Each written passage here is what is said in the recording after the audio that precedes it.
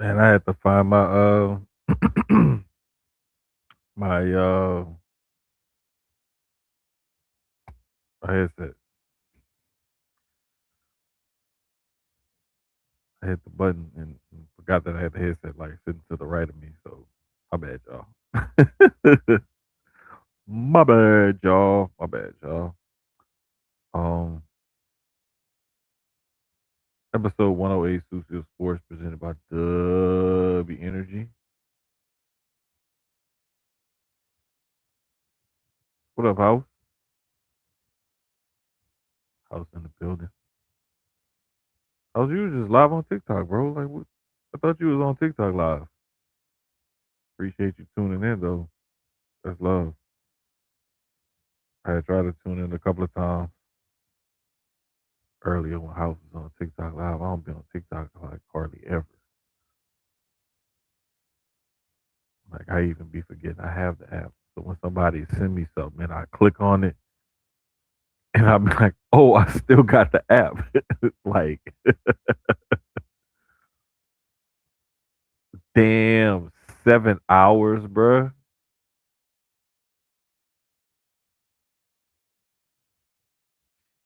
Bro, that's a long time. Like that. I was just on a few minutes ago, not long ago, with Two Door Marks. My bad, I forget that quick. I was just on with them. They're doing their Black History Month content creators thing, and so I was on their little thing on their show. It was dope show, dope series. Like proud and blessed to be a part of it. Like it's like, and they putting in some work. I think they end up counting. They're gonna have end up with by the end of the month. I want to say with 15, 16 shows uh this month. So yeah, they seriously putting together some dope shit. Everybody came through, was on the game. Because that was a fucking marathon. 7 hours, 7 hours.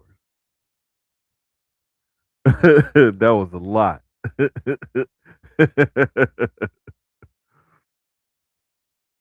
Well, Sloan Terry. He put in reverse, Terry.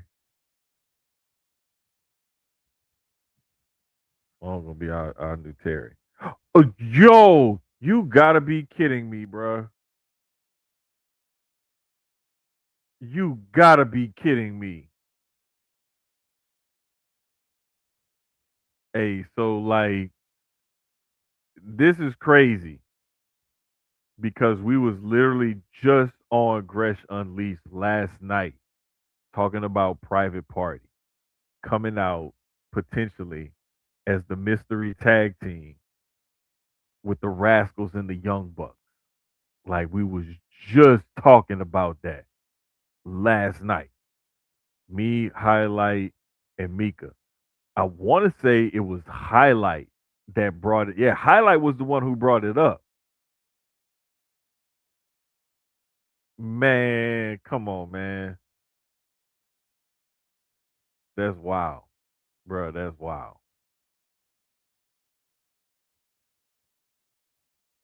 Yeah, that's what I'm thinking too, House. I don't know if because supposedly their deal was coming up, I think, or like they were exploring other options or something like that.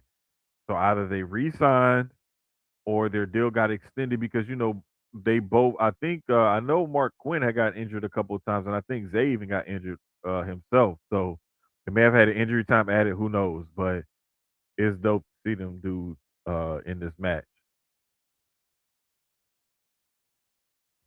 And you can definitely see where they worked on their bodies. Like for sure, Mark Quinn. Like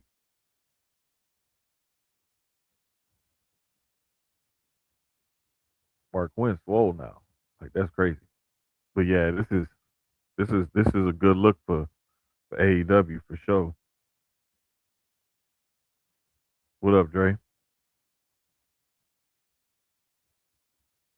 Yeah, but it was dope. It was cool doing two dope marks earlier. They were Black History Month, Black content creators deal like that. That was pretty cool. Um, got a chance to chop it up with Brandon and D. Um, like really good dudes. They do quality content and stuff. So I was really happy to come on the show and chop it up and talk with them about all that kind of thing. But nah, man, like so this being our first show after the Super Bowl, like the game wasn't that good. It really wasn't. I mean, it started off kind of good, and because the Seahawks couldn't score a touchdown, and it always looked like the Patriots were just one drop away late in the first half, and then really in the second half. To be honest with you, it was a tale of two different games, and it ended up the way it ended up, and it didn't look good.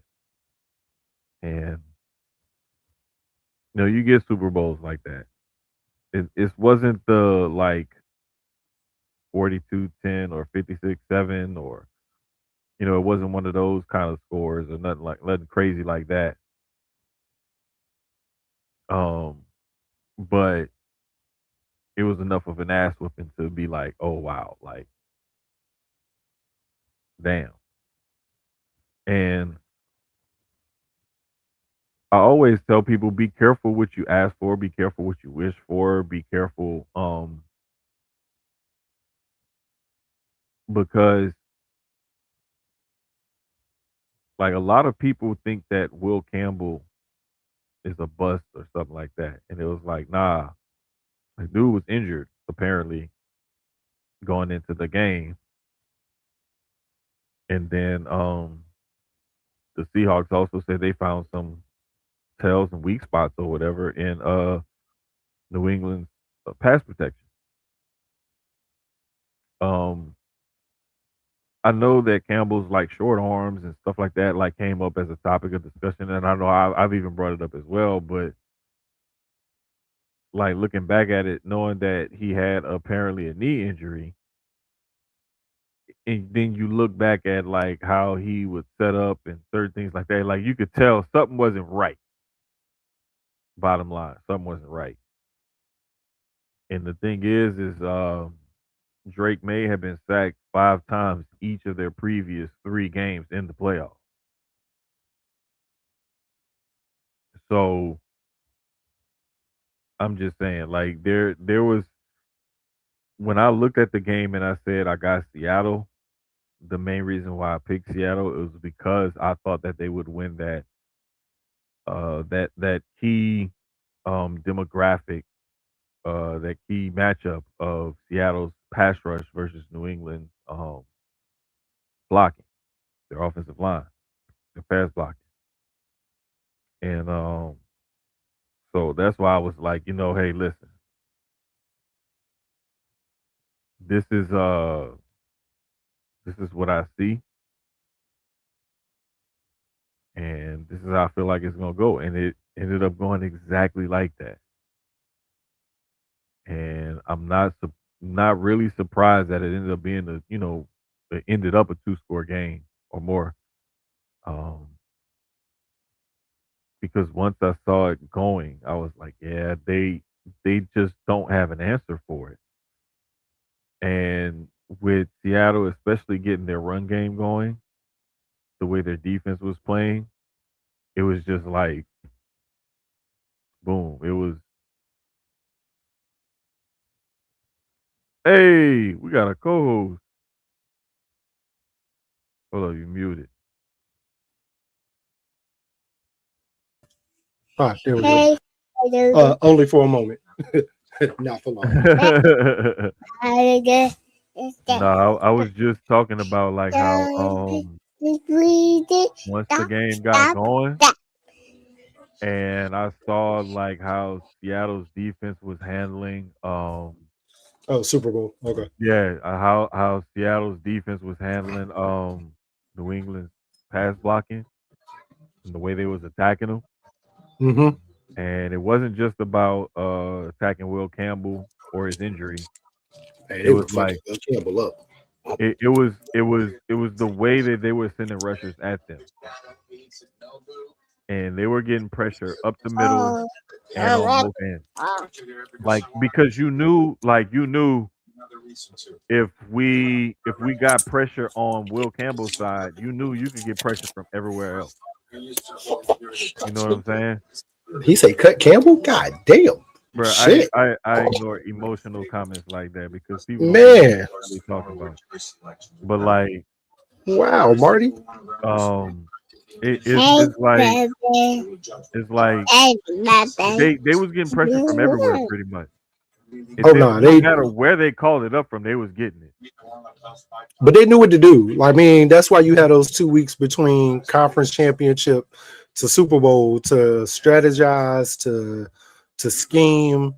They saw the way that they had been playing all playoffs, and they did the one thing that nobody else did: thin pressure.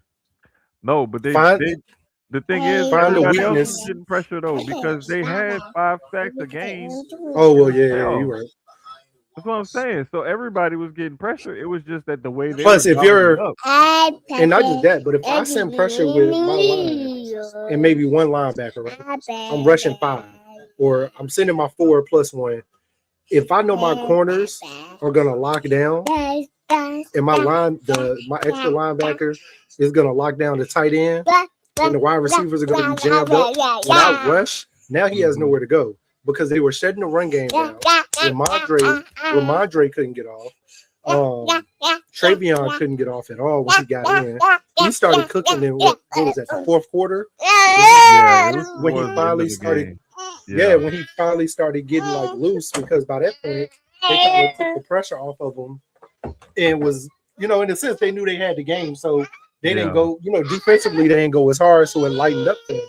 But I mean, it was a good for me. Like we were talking about in our chats, it was a great defensive game because they really was holding them to Mhm. 3 the entire first half. Which, Yeah. in my opinion, it was great because it was still what 12-0 going into the half. That's Mhm. close. That's not a blowout. That's 2 touchdowns, Yeah. literally 2 touchdowns, and we back in it. So that's not a Right. bad thing. They didn't score an Right. actual touchdown until the third quarter, like late in the third, when they finally had scored their first touchdown. No, it was the Um, fourth quarter before anybody scored I a thought I touchdown. thought Seattle got one in the fourth. I mean in the third. It was like late in Nah, the it was third. another field goal. That was early. I know when the third started, they held them to another field goal because it was 15. You might be Yeah, right. I it can't it remember was the a field. I'm exact, but looking at it right here because it was 3 in the first, 6 in the second, 3 in the third, then 17 and fucking 13 in the fourth quarter. The fourth quarter is where all the fireworks started. yeah, and by that point the game was already on field. I mean, going up 12-0 hurt them, and then going up, I mean not hurt them. It hurt New England, I'm sorry. And then going up 15-0. And even at that point, 15-0, you're still not out of it. To be honest, 15-0, again, 3 touchdowns. So, but it was just I don't know. I would honestly say I feel like New England got lucky all playoffs because there was a couple games they should not. I'm not gonna say they shouldn't have been there because who should Mhm. have been there was there, right? Like we said about the NBA finals like last year. Some people don't feel like, Indy should have been there. Some people don't feel like OKC should have been there, but who was there was there. And the game still got to get played no matter what. Mhm. Um, do I think it would have been a better game had certain teams won? Maybe. I think the Bills is probably the only team I feel like it would have been a different game. I don't even think Denver could have.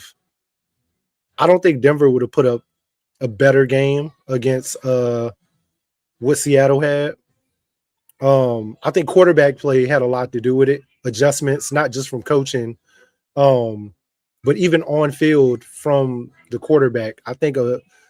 that's why I feel like the Bills, because of a more veteran like Josh Allen, would have made the correct adjustments in game, regardless of what coaching is calling.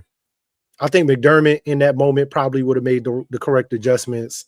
Joe Brady would have also. So Coaching came down to a lot of, even though they were pretty much two, rookie coach versus this is his second time as a head coach, so he's still relatively, new head coach.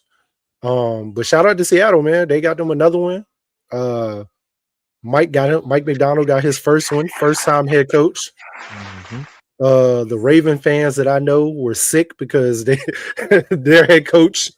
That's how they call it. McDonald was their head coach. Their head coach went and got one, so they feel like they got to win off that.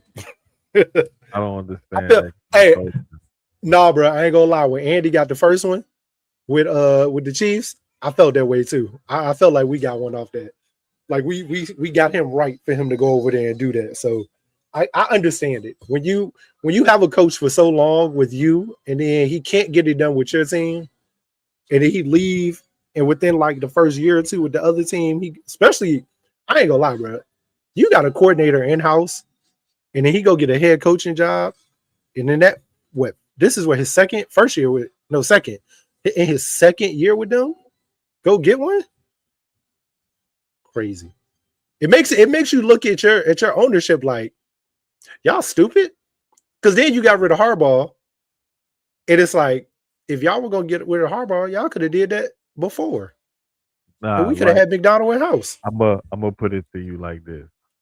Like, shout out to your ownership because I love that comment. they at least hired a good enough coach to where somebody He else went. wanted to give him the keys to their kingdom. Oh yeah, I ain't never been mad about a coordinator leaving us. Like But my Shane thing is Steichen, like none of them. Like if they I'd be whatever they happy go for him. on to is what they go on to. Like that is no longer Yeah, my quote unquote coach. Like you represent the nah, team now. I hate the Chiefs. Right, I have to. No, not have to, but I do. But I'm always gonna have love for Andy. I can never hate Andy. I may not like the franchise that he went to. I may not like him winning with that franchise, but Mhm. the respect I got for Andy and what he did for Philly, the years he was there, and what he built up there. Nah, and even if like thinking about like him being the only coach that gave Mike Vick a chance. You know what I mean? Mm, After everything, like for that, I always felt like Andy gets the utmost respect through everything. mhm.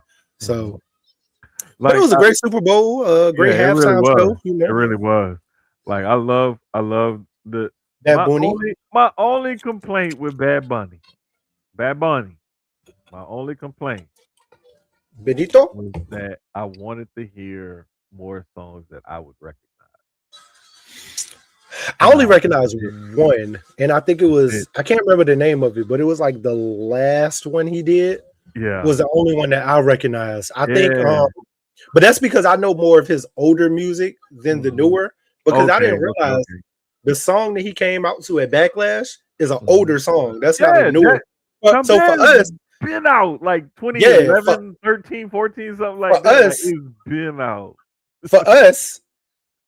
Hold on, Sloan. All right, so you want to be here? Let's have this conversation. That's not our fault. Just because that's I not mean, like it is because it we is, but wasn't it up on it, isn't.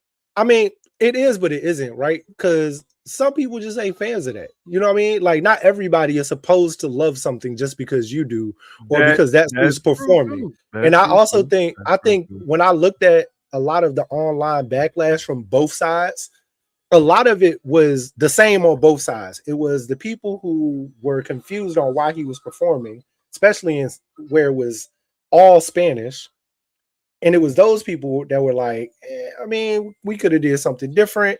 And then the people coming back at them like, well, y'all should do the y'all got Apple Music, like, but that don't mean everybody's gonna like that. You know what I mean? Like, there's Yeah. people who do, there's people who don't. I I hate.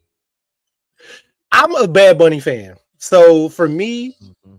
it wasn't bad, but I can understand the side of people that were more, and I don't want to call it ignorance or it's no type of racism or anything like that, Mhm. because it was musical. I even seen the backlash from what Chris Brown had posted where he was saying like y'all need me. I don't even think he was talking about it from like a bad standpoint. It was literally from like a performative standpoint. No, trust me. The Super Bowl does. He should have been done one, and we all know as long as Jay-Z is in charge. Shakira also was in English. Let's not do that song. That's the other Yeah, part of it. She yeah. did some in Spanish, but a lot of A her lot of it music was was in English, also was in English. and Only thing we got, she already has music that's in English. Like a lot of her yeah, like music he already does translated. not. She does music in English.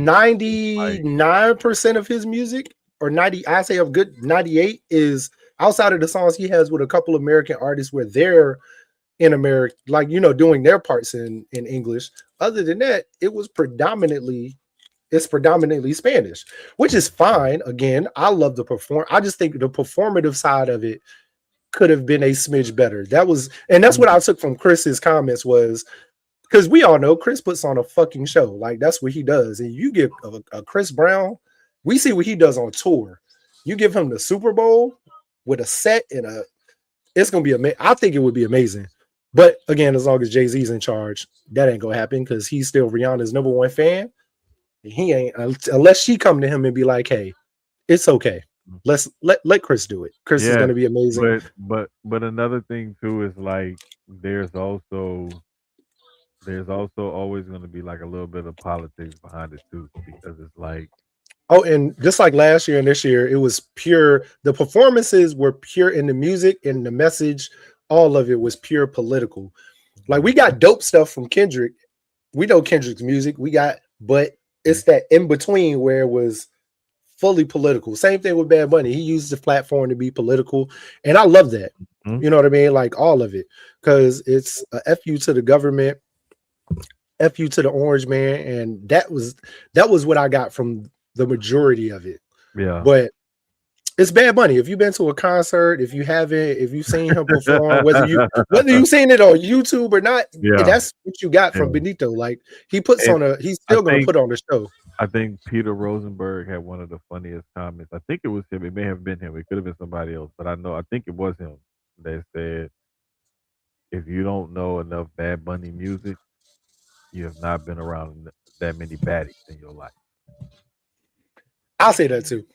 If you are Depending not on familiar with Bad Bunny's music, you have depends on not been the around enough baddies." depends on the baddie, but yeah, Like we can I ain't even all gonna act make like I always assumptions been a on fan. him. I ain't even gonna act like I always been a fan because I'm still a new fan myself. I'm probably a 3-year fan, so I'm still very new to him. I was more of a Manuel AA and there was a couple other dudes who were out at the same time as him. I just wasn't hip to him and his music at that point. Yeah. And Sloan and Suavemente come on, I lose my mind. I ain't gonna act like I don't. Shy will tell y'all. She gets annoyed. Suavemente come on, Hey, bruh. Like, listen, listen, hands get to swinging with the hips, bruh. boy. Listen. I'm fluent. Don't get me The wrong. music will take over. Like, there's I'm certain super songs. fluent. There's certain songs. It don't matter where you at, the culture, Yeah. whatever. And that's on every side because there's Certain black songs songs just that come on. cross right. We've Certain all been songs in like come the on. mixed clubs and the mixed places where there's been black songs that come on and you see white people go crazy. Same Lose thing as they mind. there's white songs that come on. Let me tell you something, bro. Tennessee whiskey come on, I go crazy. Bruh. What? That's my first song at karaoke. You know what I mean? Same thing as black people hear anything by not Pitbull, what's the other Flow Rider. They hear any Flow Rider, they go crazy. You know what I mean? So Yeah. it's Spanish people hear black songs and they go crazy. We hear Spanish like Bruh. it goes around all the way. Perfect. Who Hey, let the that's a dogs out? perfect example. Dre do Bruh. that at karaoke all the time. Listen, you do who let the dogs out, I'm and walking out. listen, people gonna lose their mind. Not me. I'm so nah, it was a great performance, man. It was a great it was a I could say great Super Bowl. It was great on one side. Um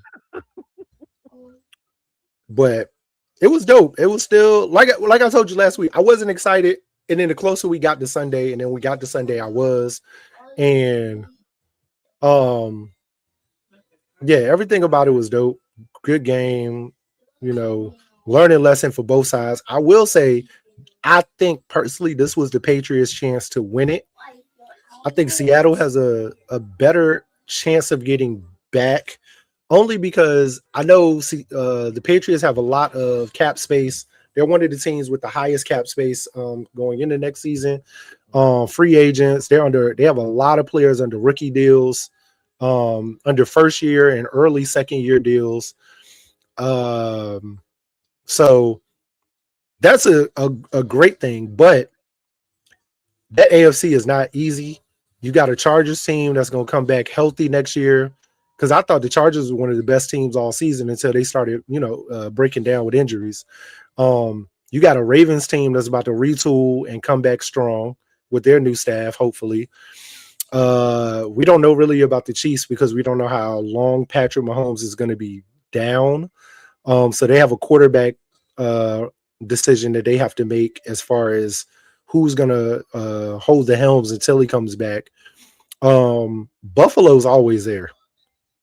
And now they didn't change too much. They need to add, but you take the offensive coordinator who's been there for years.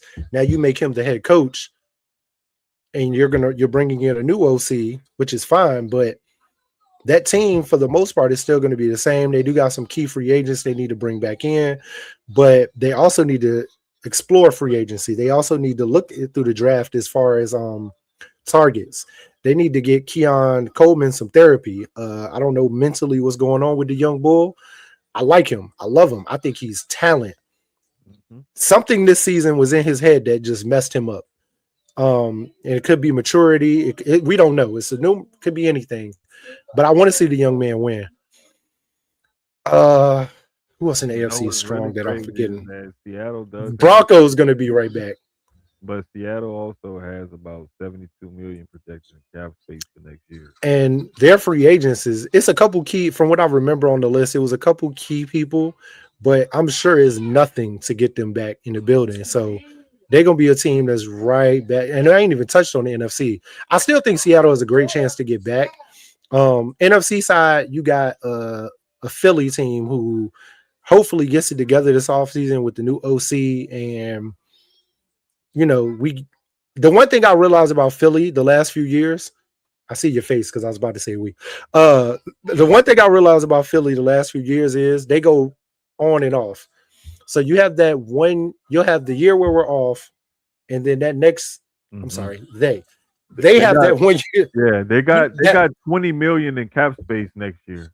What I'm looking Philly, at. Yeah, it's the one that now the one that'll surprise everybody, and this surprised me looking at this list. The Commanders are the top NFC team with 76 million going into next year, followed by yep. Seattle with 72. And And then then the Rams have 48. Rams have a lot on the AFC side. If I remember, it was the Raiders, it Titans, was Titans, Titans, Raiders, Chargers, and Jets. Patriots. Yeah, the Jets had a lot too. Patriots, I believe, have the most, if No, I'm not Patriots wrong. only have 42. The I thought Titans Patriots have had more than that. not going into the next season. Hmm. Extensions and stuff kick in. Titans Patriots have need wide receiver help. 104. Patriots need wide receiver help in D line. I think I like the D line. I don't think the D line was that bad because they were Well, causing havoc. yeah, Again, I have they to look held at them to 3 points. I'll have to look at their pass rushers and their D linemen and stuff to see who's free Yeah, agents and not. I but for haven't the even most like part, looked that far into it yet, but it's if none of them are leaving, I like the D line. I don't think the D line was the problem because yeah they again, they were causing havoc also. And like I said, for the most part, it was field goals up until the fourth quarter. So they definitely do need wide receiver help because I think I like Butte and I like Stephon, of course. But outside of them two, Hunter Henry was getting shut down. I love Hunter Henry, but they still need one or two. They need at least two more good wide receivers that's going to take the pressure off of them when they're mhm. getting like double teamed or they're getting locked down. Yeah there's That definitely money that that they third can and spend. fourth receiver. There's money that Yeah. they definitely need to spend, and the price for receivers keeps going up. But as we all know, Pay that young man you Gonzalez. That young man earned his check on Sunday. if I'll you tell you that. wanna if you wanna put your money out there, go ahead and put your money out there. But I think that it's gonna be tough on teams like the Chiefs, the Vikings, the Cowboys, because they're over the cap already. So they got to do some maneuvering to get under the cap. Yeah, that Cowboy one is interesting because everybody wants to see what they're going to do about NFL YoungBoy and if he's going to be back next year or because he's a interesting free agent. I will say that with the season he just had, he showed everybody why the Steelers look stupid, let him go, Who you and then talking the about? Steelers, Pickens, Oh yeah, okay. um, yeah, he made it. He showed that the Steelers were stupid to trade him, especially with the season they had, not having receivers, DK getting doubled. I didn't understand that because if you all you have is DK, you don't replace him with anybody. You're literally running one wide receiver, three tight end sets all Hmm. season. So, and he's even open to coming back to the Steelers from the interview I saw the other day. He said a return is to them if he's not going to return to Dallas isn't off the table. He said Philly was another team he had mentioned that he loved and was interested in, and it was somebody else in the AFC that he said he really liked, but he said he wants to see what Dallas is talking because that's where he's made home and he definitely love to come back. Um, Yeah, so I mean, I wouldn't I mind think coming back either, especially if I was targeted and had that many damn catches and yards and stuff. let me tell All, you all, something, all like pro, because I want to come back too. he's easily taking the pressure off 88, and I mean 88 was still getting his numbers too. I hate to give that, I hate to give Dallas props, but that offense is crazy. I knew Williams going there. I remember we talked about it in the offseason, and I said Williams going there gives them that run game. A lot of people aren't familiar with Javante, but I knew him going there was going to help that run game Yep, because of and what that's I saw him do with exactly what Denver. they needed. Exactly Yeah, what they and needed. the It helped problem them isn't even enough. their offense. Yeah, their issue isn't even their offense; it's the defense. I mean, They to def- me, the problem with their offense is consistency. well, And yeah, that that comes too. with That for chemistry, sure. play calling, and like being healthy and stuff like that. But like that defense looked improved over the course of the year, especially after they started retooling with the trades and whatnot. Hmm. Like it looked a But lot different. that Micah trade, and I think I forgot who pod they was talking about it, but what they said, it to me, I had to sit back and think. And in the moment when the Micah trade happened, we all looked at Jerry like, all right, something wrong with him. He old, he see now, he's crazy. But I look at it now and I see what he turned the Micah trade into. He got the D tackle from Clark out of the Mhm. trade, first Kenny off. Clark. Then he gets the draft picks. But then he uses the draft picks to go get Quentin Williams. So now you turn a 2-for-1. And you don't look as crazy as you did in the beginning when you let Micah go because of what you got back, in a sense. You got Clark, which fogs up the middle, and then you go and get Williams that replaces him on Quentin Williams, which replaces him on the outside. Micah. So now you don't look as crazy. Plus, you still got draft picks from that too. And it's like, damn, the old man might not be as crazy as you think he is. Like that was a very, very smart move to retool the defensive line when everybody was going to look at him like he was crazy. And he didn't know he was going to get Quentin. I will say that. But it still worked out that the Jets were just going through a haul and just was like, hey, we need to get off this money. We got a couple pieces that we need to move. They moved Sauce, they moved him, they got off those contracts, which freed up more money, and it helped out the Colts in Dallas. I So mean, Dallas ended up with the 20th pick in the draft as an extra. Like they have their own pick at 12, but that first round pick they got from Green Bay this year ended up being the 20th pick in the draft. and with this year's draft, these first 3 rounds is heavy. I've looked these first 3 rounds. I looked at the mock. I was looking at the mock drafts, and I saw how they had everybody taking who in the first round. But then you go look at the names that are falling to second and third, because I mean, not everybody can be a first round pick. But you see, after who mock wise gets picked in that first, And then you look at all these names that's in the second and third, and it's like it's a heavy draft this year. So Hmm. The only thing is I like I always advise, don't fall in love with the name because the name don't translate to production on the next level either. Like, yeah, a lot of them Miami players are panning out because we see Arroyo with Seattle. And he was a player that a lot that slipped real far, but he was a top name when the season ended last year.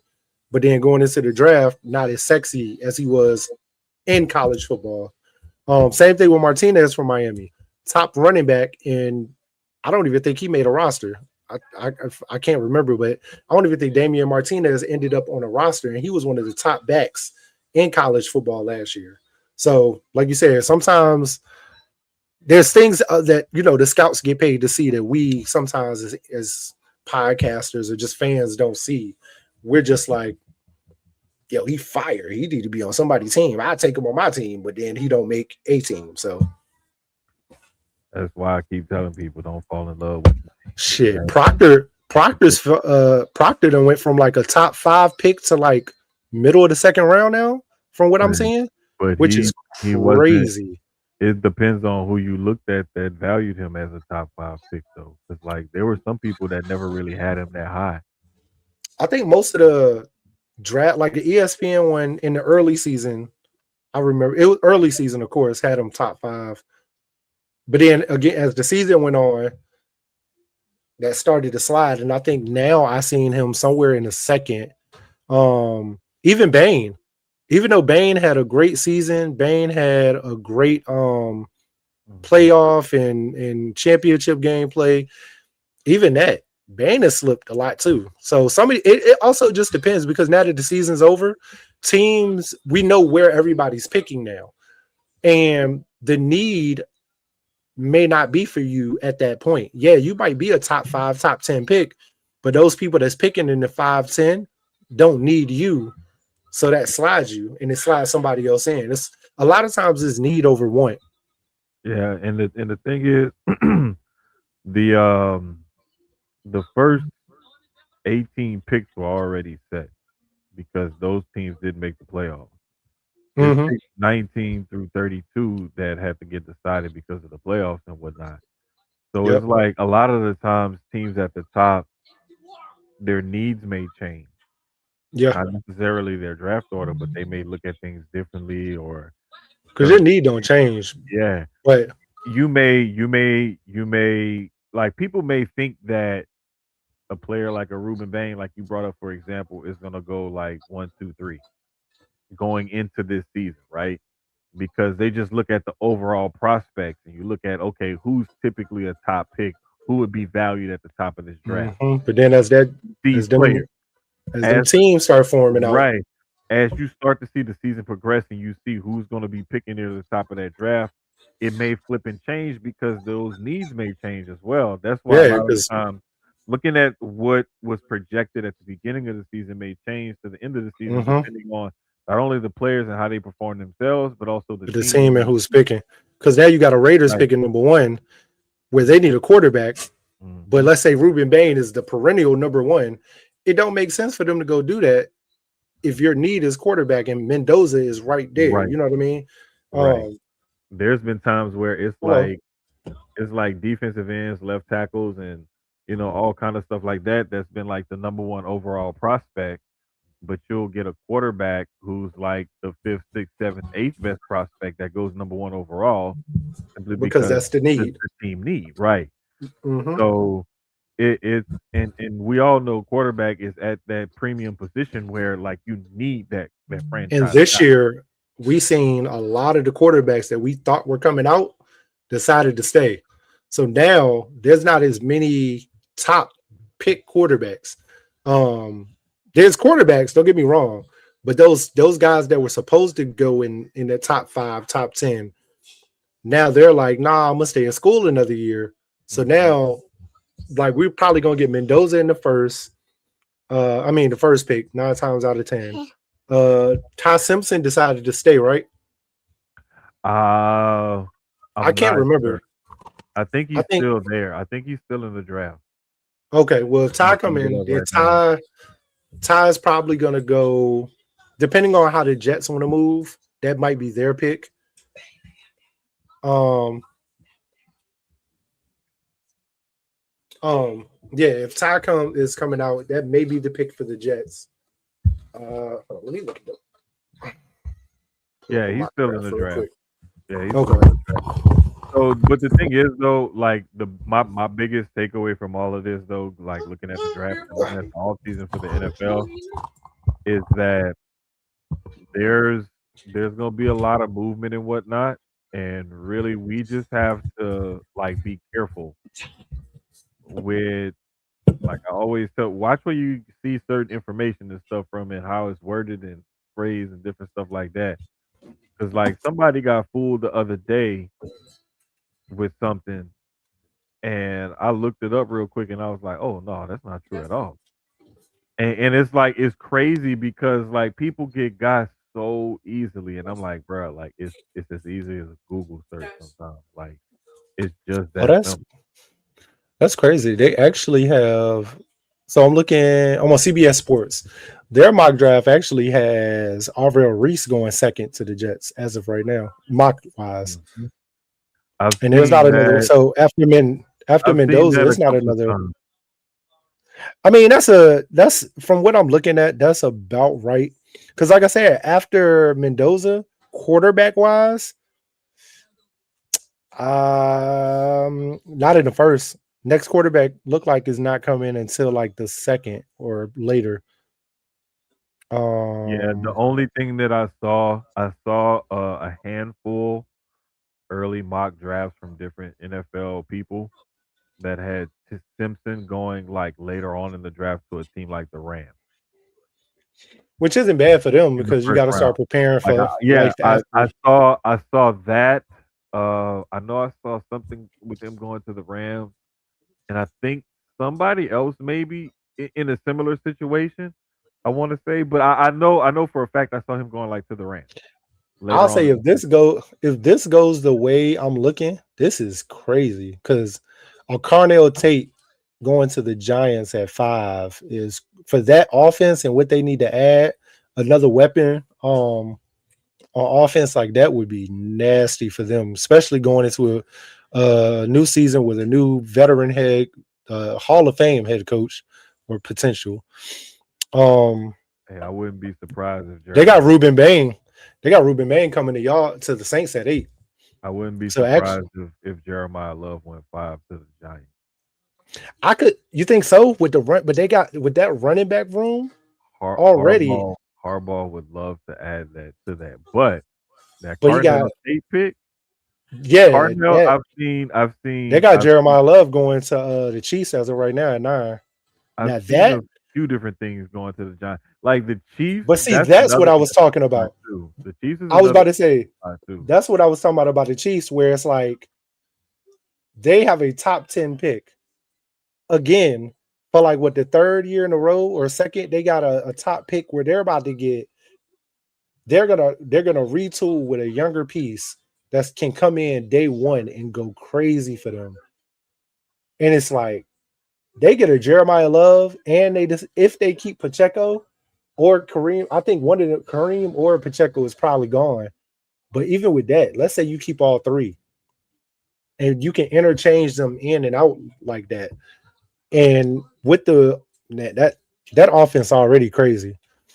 Yeah. Um The thing is though, like just like to wrap Jordan it all up Tyson to with the the Rams, NFL, nasty. like it's Hmm. gonna be a lot that we're gonna have to look forward to for this off season. But um I think the biggest thing is just seeing who can find their what teams are gonna do outside of, you know, because there's still going to be teams that's going to need quarterbacks that's not going to draft their future quarterbacks. So what are Yep. those teams going to do? And then what are these teams going to do that have these quarterbacks that want to get rid of these quarterbacks? Like Arizona, like Miami.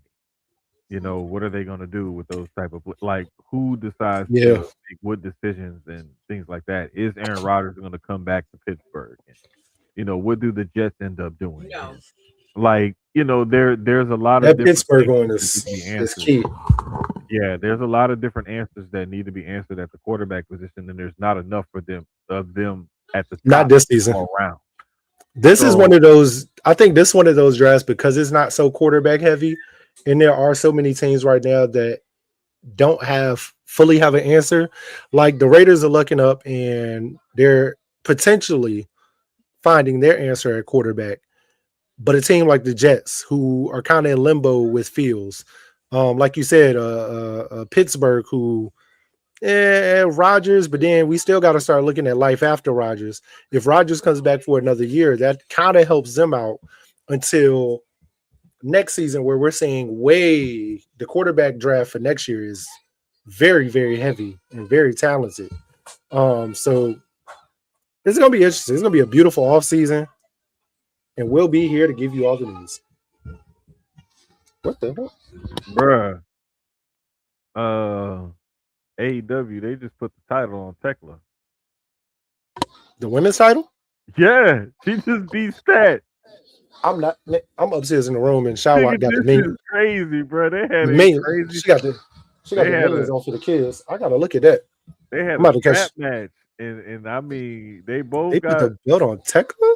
they put the belt on Tekla in a fucking That's strap match. different. That's. I'm not shocked. Actually, I am shocked. Tekla? And I'm not saying it like that, like she's not a dope And ass she talent. beat But the I'm thinking of. no. But This is the then I'm thing. looking at the year that she's had. It She makes beat the sense. shit out of Stat though. Stat is fucked up. Tekla Like got busted open. it won a close match at all. No, it was a good back and forth, but Stat is laying there bloodied up in the ring But you right now. know, just for a moment, Yeah, that's though, crazy. do you know the one thing I do like about them? They'll do something like this and make a move like that that will leave everybody looking like Tekla.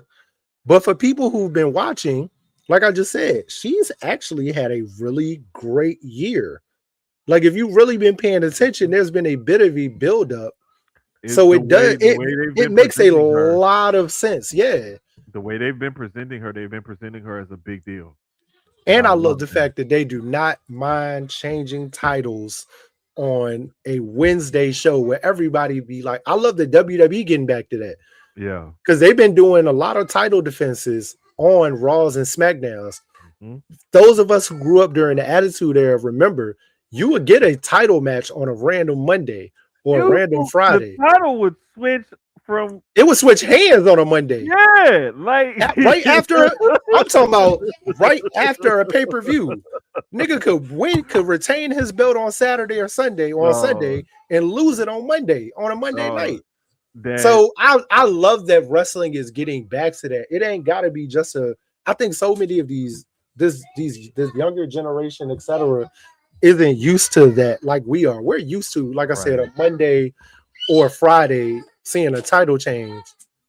And it won't, right, it's not on a pay-per-view or something where people perfect. like, why are you wasting this match on a Yeah, Monday? yeah, yeah. Because y'all don't know. Y'all don't Y'all get won't it. y'all won't Nope. outside back then. Yeah, they don't Y'all get won't it, man. outside. Like perfect example, I'll never forget. Uh, that King of the Ring that everybody talk about, and everybody talk about it because of the Mankind Undertaker match. Because Mankind got through off the cell and then went through the cell, right? They forget the main event was a title match between Stone Cold and Kane.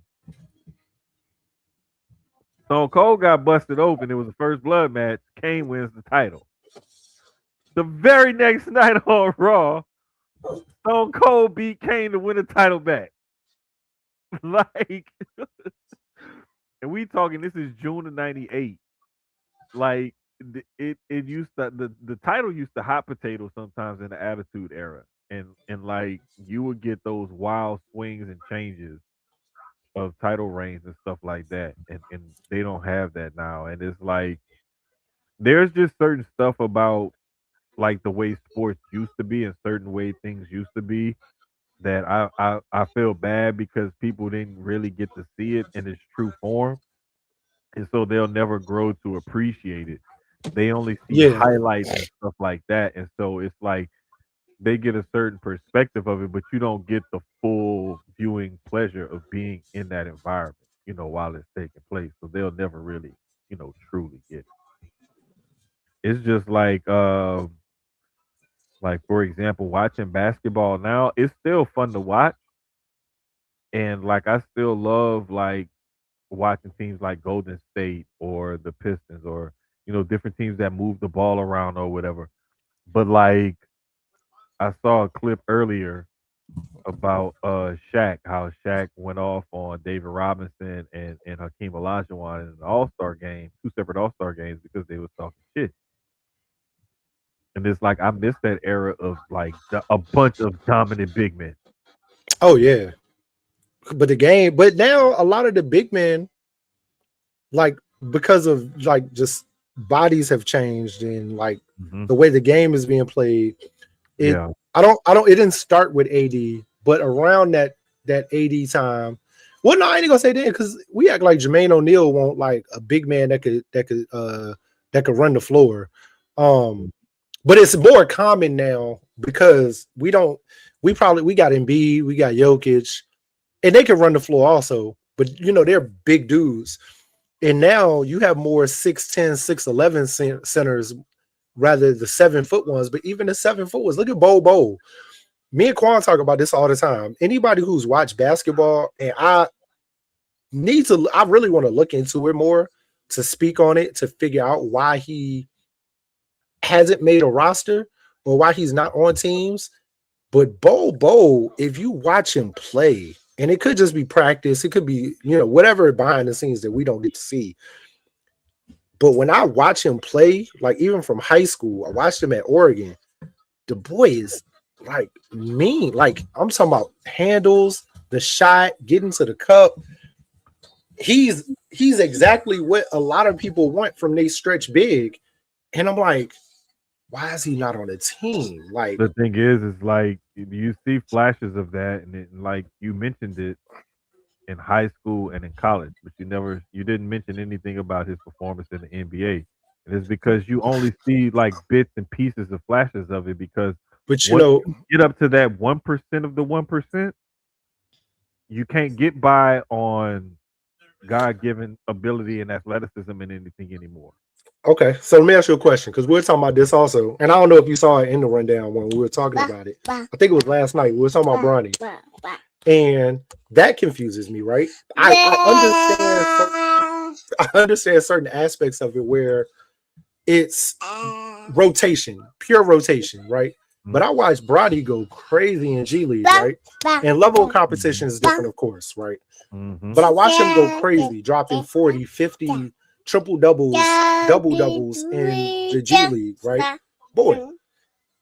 And then I he's not getting the clock, of course, because he's not closer in the rotation like that. I mean, he dropped 12 last night. He looked great. I like the block on Oleanic. Came back down with the three. Like, but it makes me wonder, like, okay, cool. If Bronny's doing this in the G League, if you gave him more time, is he doing the same thing up? Like, if you give him, instead of him getting, what is he getting now? Maybe 10 minutes a game, if that. I think he got a little more clock last night than he normally does. But if you give him a 15 minutes a game, 20 minutes a game, is he doing this? Is he making the same production? And I wonder, you know what I mean? Like I feel like same boy. I feel like with like a bowl, it's the same thing though. Like if you give him the opportunity and you give him more of a chance, is that production going to be there? So I don't know. Sometimes it just depends on situation and team that you go to. Sometimes some teams are just filling roster spots, and you end up 11th, 12th on the team. Sometime in that 13, 14, where you just there for bodies just in case. Yeah, And the then thing is sometimes though, it's it's like tough. it's tough because when you get to that level of competition, it's no longer that you can just out jump, outrun, you know, out hustle somebody or whatever because you have the best of the best at every position up and down the roster. And so it's a lot harder for you to reach that full potential because if you see it on this level, then you want to see it translate on to the next level. But that next level is such a jump for you, you can't just expect to see the same kind of production. Yeah, And it's just tough because you really gotta work on stuff. And it's like maybe if given the chance in the right situation, these guys can succeed. But my thing is if they never succeed, then it's like, was it you never found the right situation, or were you just never good enough? Because to me, if you were good enough, you'd eventually find the right situation somewhere. Somebody would be willing to take a chance on you. he had good games. I will say Bobo had good games in Phoenix. Um, and again, for whatever reason, he didn't stick and stay. Um, I forgot who else he was signed. Indiana was in. I just think he just didn't fit in with what they were doing in Indy when he was there.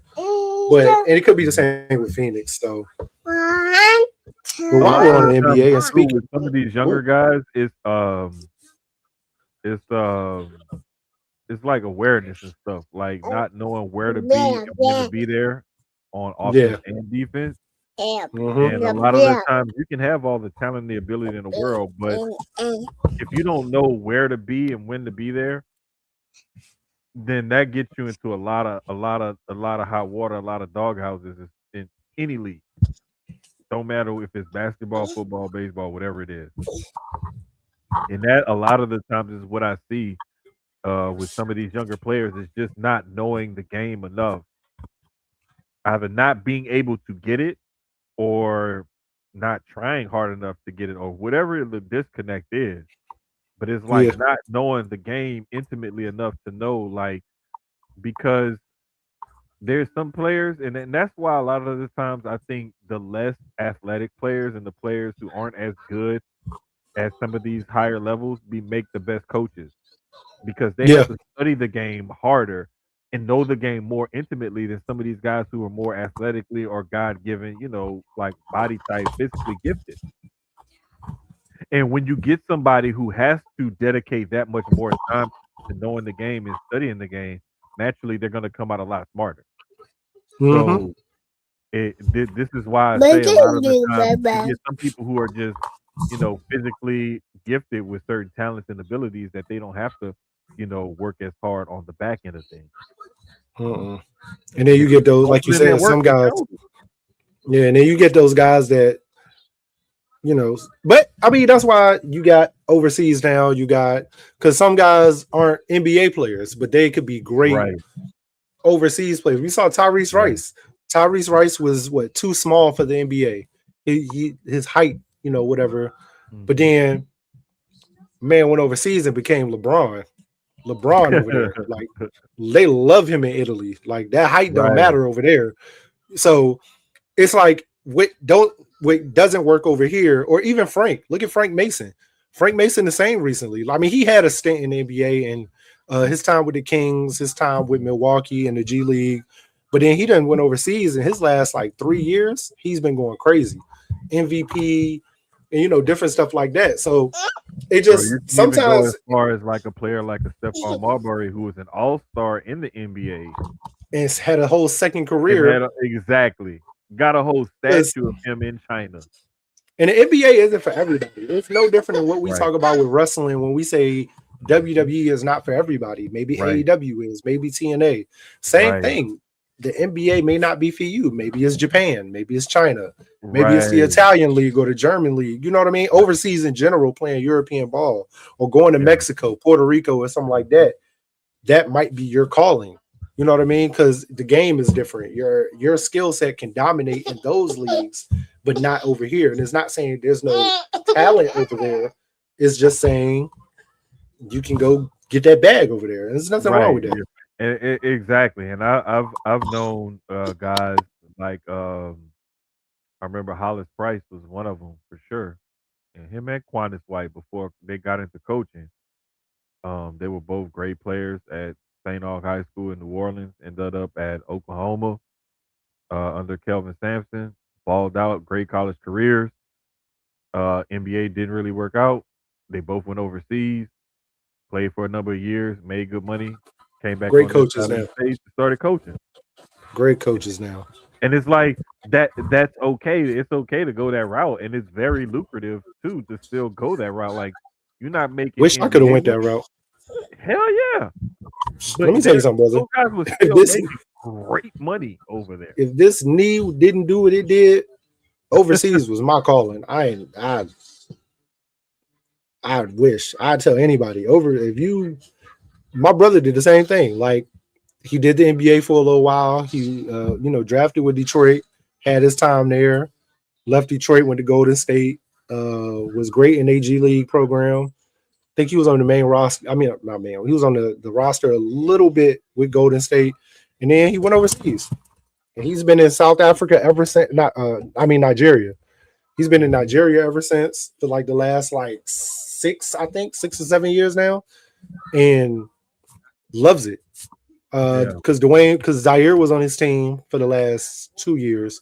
Dwayne Wade's son. Mhm. So let And, me. and bro, But and the thing I got is, an in it's between cool. question in between the NBA while it's on my brain. I have a when we get to it, but I have an in between question to ask you or what you think about something Yeah, when we're it's in like between NBA to college. But just to um, hit the NBA standings real quick. To we make talk about sure I them fights go yet? on there. Nah, uh, we still got the Pistons at the top of the East. We got Celtics, Knicks, Cavs, Raptors. It's still pretty tight over there. It's still tight. It's getting tighter in the Western Conference too at the top because San Antonio is gaining on OKC. Now Yep. OKC only has a 3.5 game lead over them. And with them And they, losing to them early in the season, them having injuries right now, and San Antonio's getting healthy, yep, they definitely are gonna catch them. that's how they close that Um, gap right there. And it's crazy because uh like you said, the merger of OKC constantly having breakdowns and injuries and then San Antonio getting healthy, it's like the perfect storm right now, and that's why we keep seeing that lead streak mhm. every week. Yeah, and it's slowly going to like OKC is still gonna get those wins in between, even with players out. Jalen Williams is back, so while um SGA is out, at least you get Jalen back. It's not a total, loss. Mhm. I'm gonna say something and walk with me on this. I think the Jazz, even though the Jazz are being stupid and they're openly tanking, and you can clearly see they are, because what they did the other night. But I feel like I get why you are, right? Because this draft, again, let's talk about the draft, is a very good draft in that first round, especially in those first 10 to 15 picks. But you really want to position yourself in that first five, right? Because that's really, really three. But I'll say five. It's But really like yeah, like a you can't sleeper hide draft. it when you clearly are sitting your two-star players in for the entire fourth quarter after they went crazy for 3 quarters. You're up. What was it? They were up 16 or something like that. It was something like that, yeah. And then you sit them for the entire fourth quarter. And then they were Yeah. talking about the Kings, who it was either for tonight's game or last night, how they sat. It was like 5 or 6 starters that were healthy scratches. And now Yep. the NBA is looking into that. And it's like, there's nothing wrong with tanking, right? If that's what y'all are gonna do, that's what y'all are gonna do. It's nothing. I mean, it's something that's been going on since the beginning of time. You can't stop it. You know what I mean? Right. But it's a difference between doing it and nobody really noticing that you're doing it or it's happening. They just think you just suck. And you make all of these trades before the trade deadline to get better. Mhm. Like people, I'm looking at y'all now, like y'all easily could go from 13th in the West to like maybe ninth. I could see y'all moving up to that 9, 10 now. But then you make a move like this where you're like sitting players in the fourth quarter, and it's like, so you wanna get better, you want to be a top team, but you want to do it with what we have and getting a really great draft pick at the same time. And I get Mhm. that. Nothing wrong with it again, but do it the right way. But Do it but the the right way. funny thing Figure out about how it to do it the is right way. the funniest thing about it is in the NBA, it's a lottery system, so it's not even guaranteed. You just have It's not guaranteed. We've anybody, man, somebody that's projected to be a 11 or 12 could end up with number one. because it's all about them Right. ping pongs and how they pulled and how they fall. So Mhm. I tell you, It's but that it's was just funny though. That was very funny how it was bro, like when I saw that the other night I'm like you and out these. That's I crazy. didn't realize it until like the second time I watched Sports Center. And I looked, I was like, wait a minute. The That's whole fourth quarter, Marketing, Jared Jackson Jr. and somebody else, like they sitting on the bench. Bruh. I was like, bro, I crazy. can't believe it. I was like, bro, they just openly just tanking like this. And I'm like, you know what? They gonna say something. Somebody gonna say something about this sometime See this soon. man? And like, I promise you, like a couple days later, I want to say a couple days later, like somebody they started talking about it again. It became another topic, of discussion about, openly tanking in the NBA and whatnot. And to me, like I said, it's always funny to me because you only get a lottery chance, so there's only a chance of you getting the top pick or whatever pick that you're shooting for. So for you to openly tank like that, to only get a extra shot at that pick, not even Right. guaranteeing you that pick. Hey, I apparently don't AJ really, got everybody. AJ got everybody acting stupid now. I Everybody is really looking don't at get it, bro. everybody's looking at AJ, AJ. but shit, Peterson too from Kansas. Like We that's can to me. we can intertwine leagues for a second. I if I'm a GM, right? Am I looking at him the same way we looked at Kyrie? Because if you remember, Kyrie didn't play a lot his freshman year at Duke because he was injured. Mhm. But we knew Kyrie was. I mean, I'm not saying Peterson's not that level of talent because he Mhm. could be. But are we looking at that like, bro, you ain't really played? I'm still Like, looking do I at want him. to take a chance on you? It, trust me, teams are not.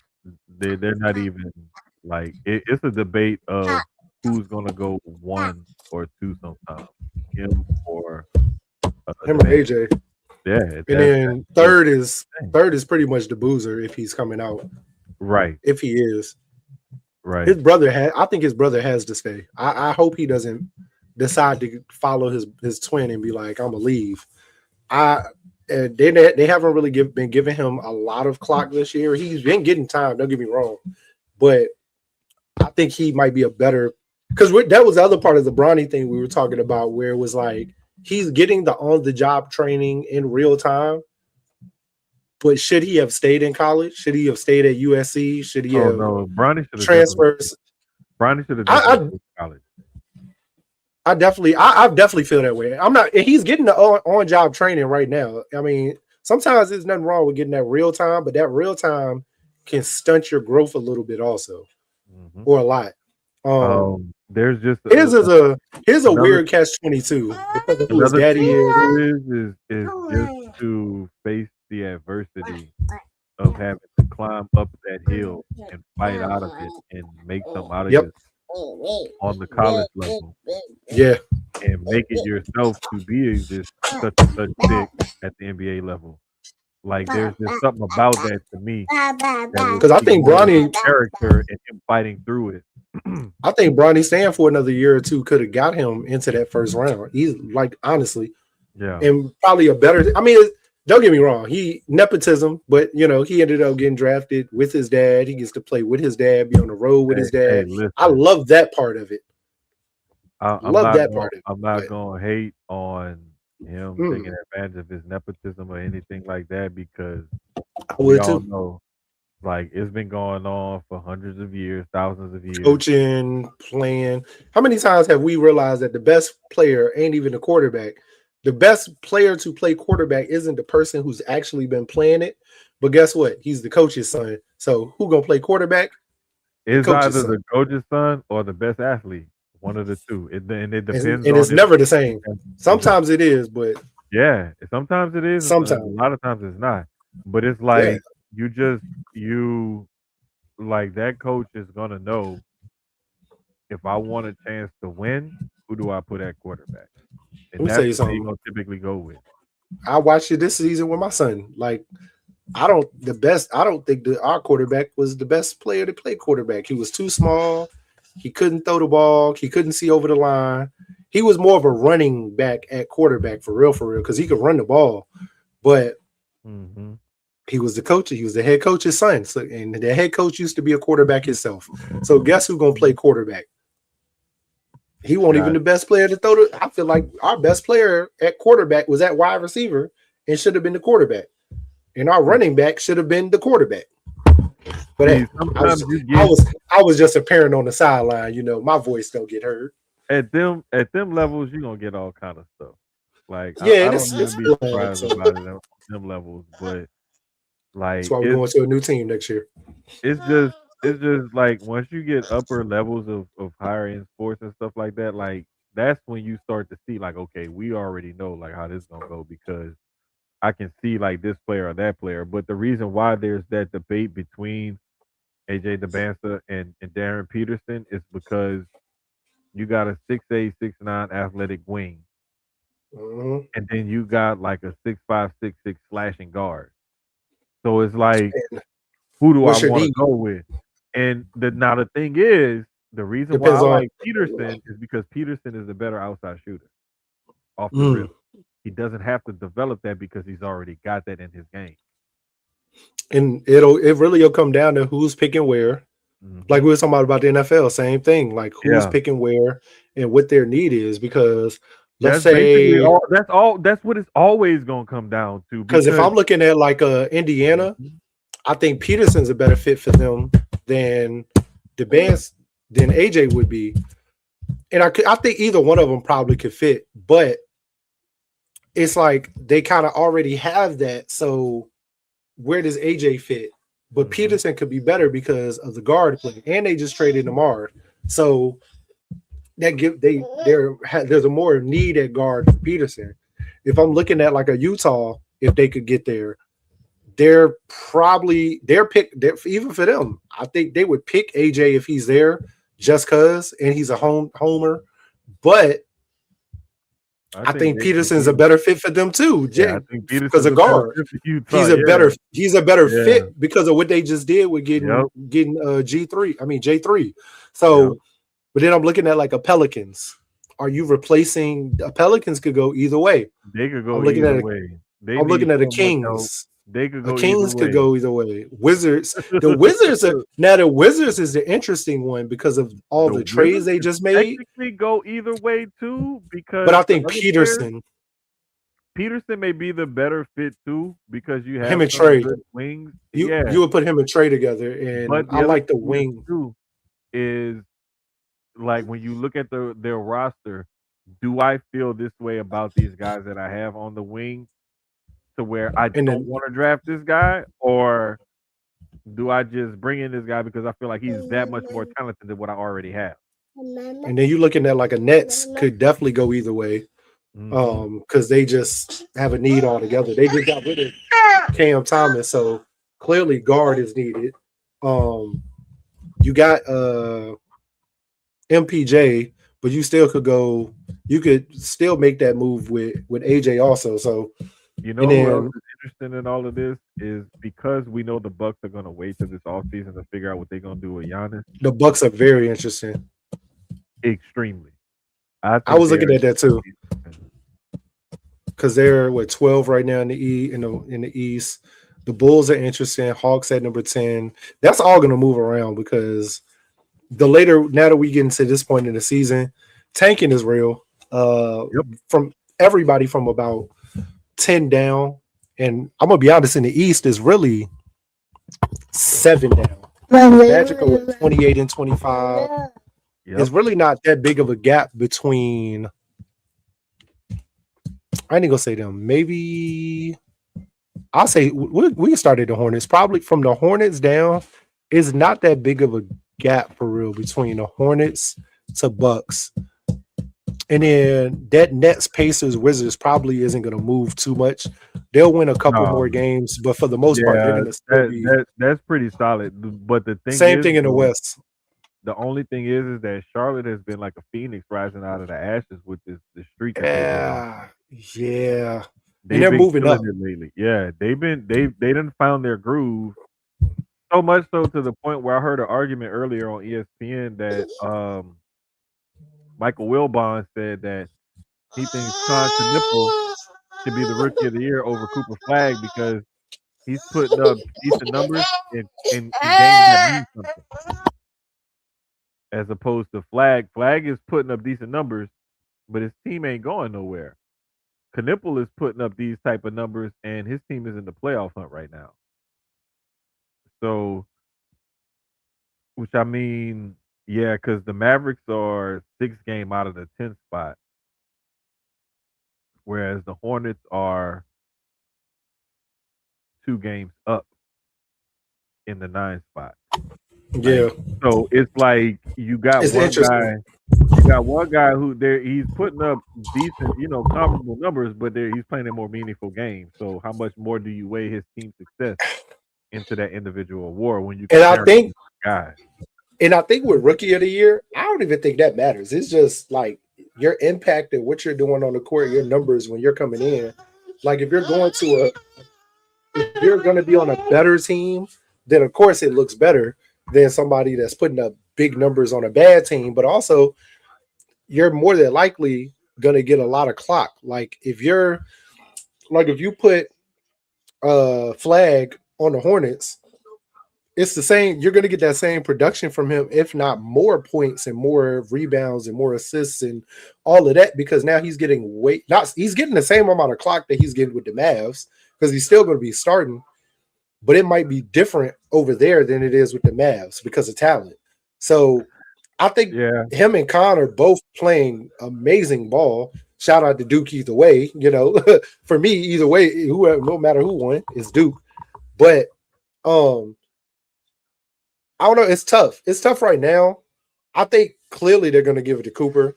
I mean, if season ended today, I think Cooper would get it. But hmm Knipple is definitely making a case of why he should be in that discussion, though, for sure. yeah. The way I always look at it is if it's close enough as far as like impact and production is concerned on winning, and winning is the difference, then I'll give it to Conca. But if Hmm. Cooper Flag has just that ridiculous production and he keeps it up at a level at which Knipple can't really match, then I would say, And it's yeah, give it to consistent. Flag. Right.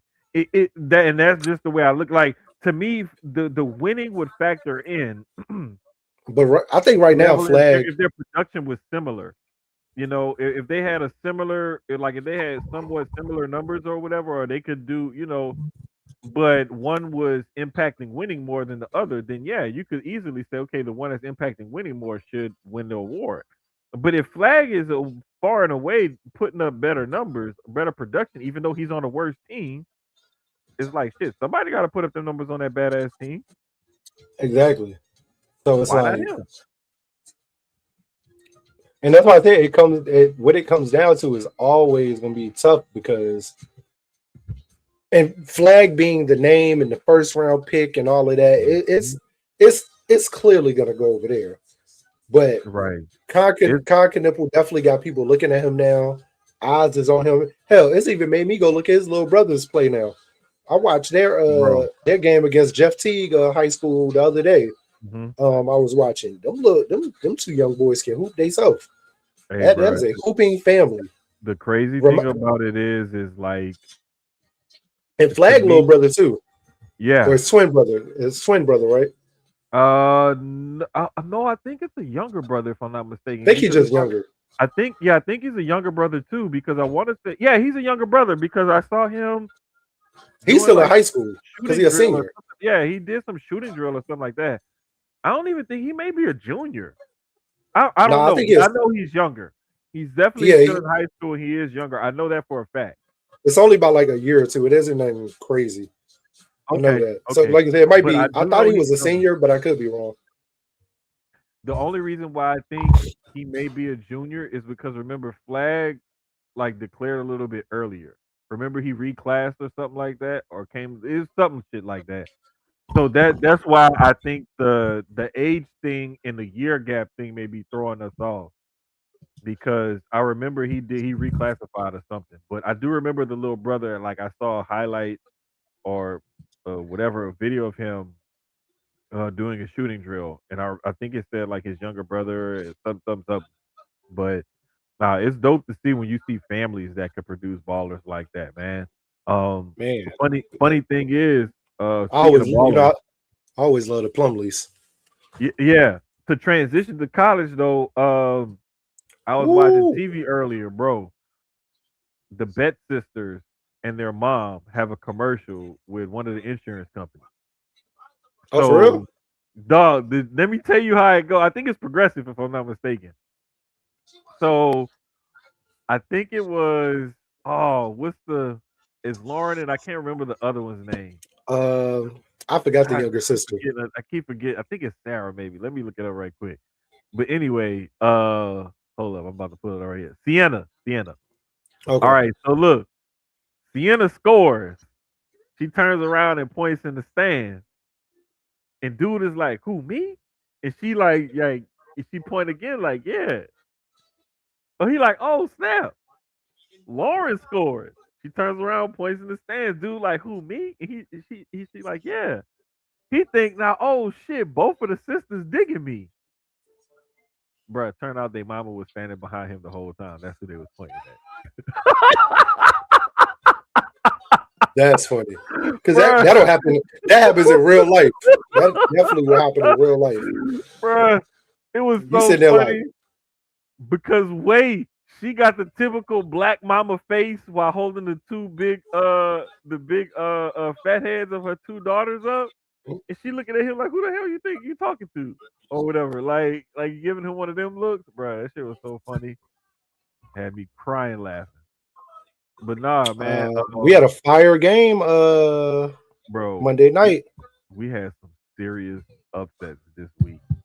Hey, It that was Arizona Kansas was, three top 10 teams lost this week, just in a few days, yeah. like a Oh yeah, 2 day starting with span. Duke and that. Well, starting with Duke and UNC from Saturday.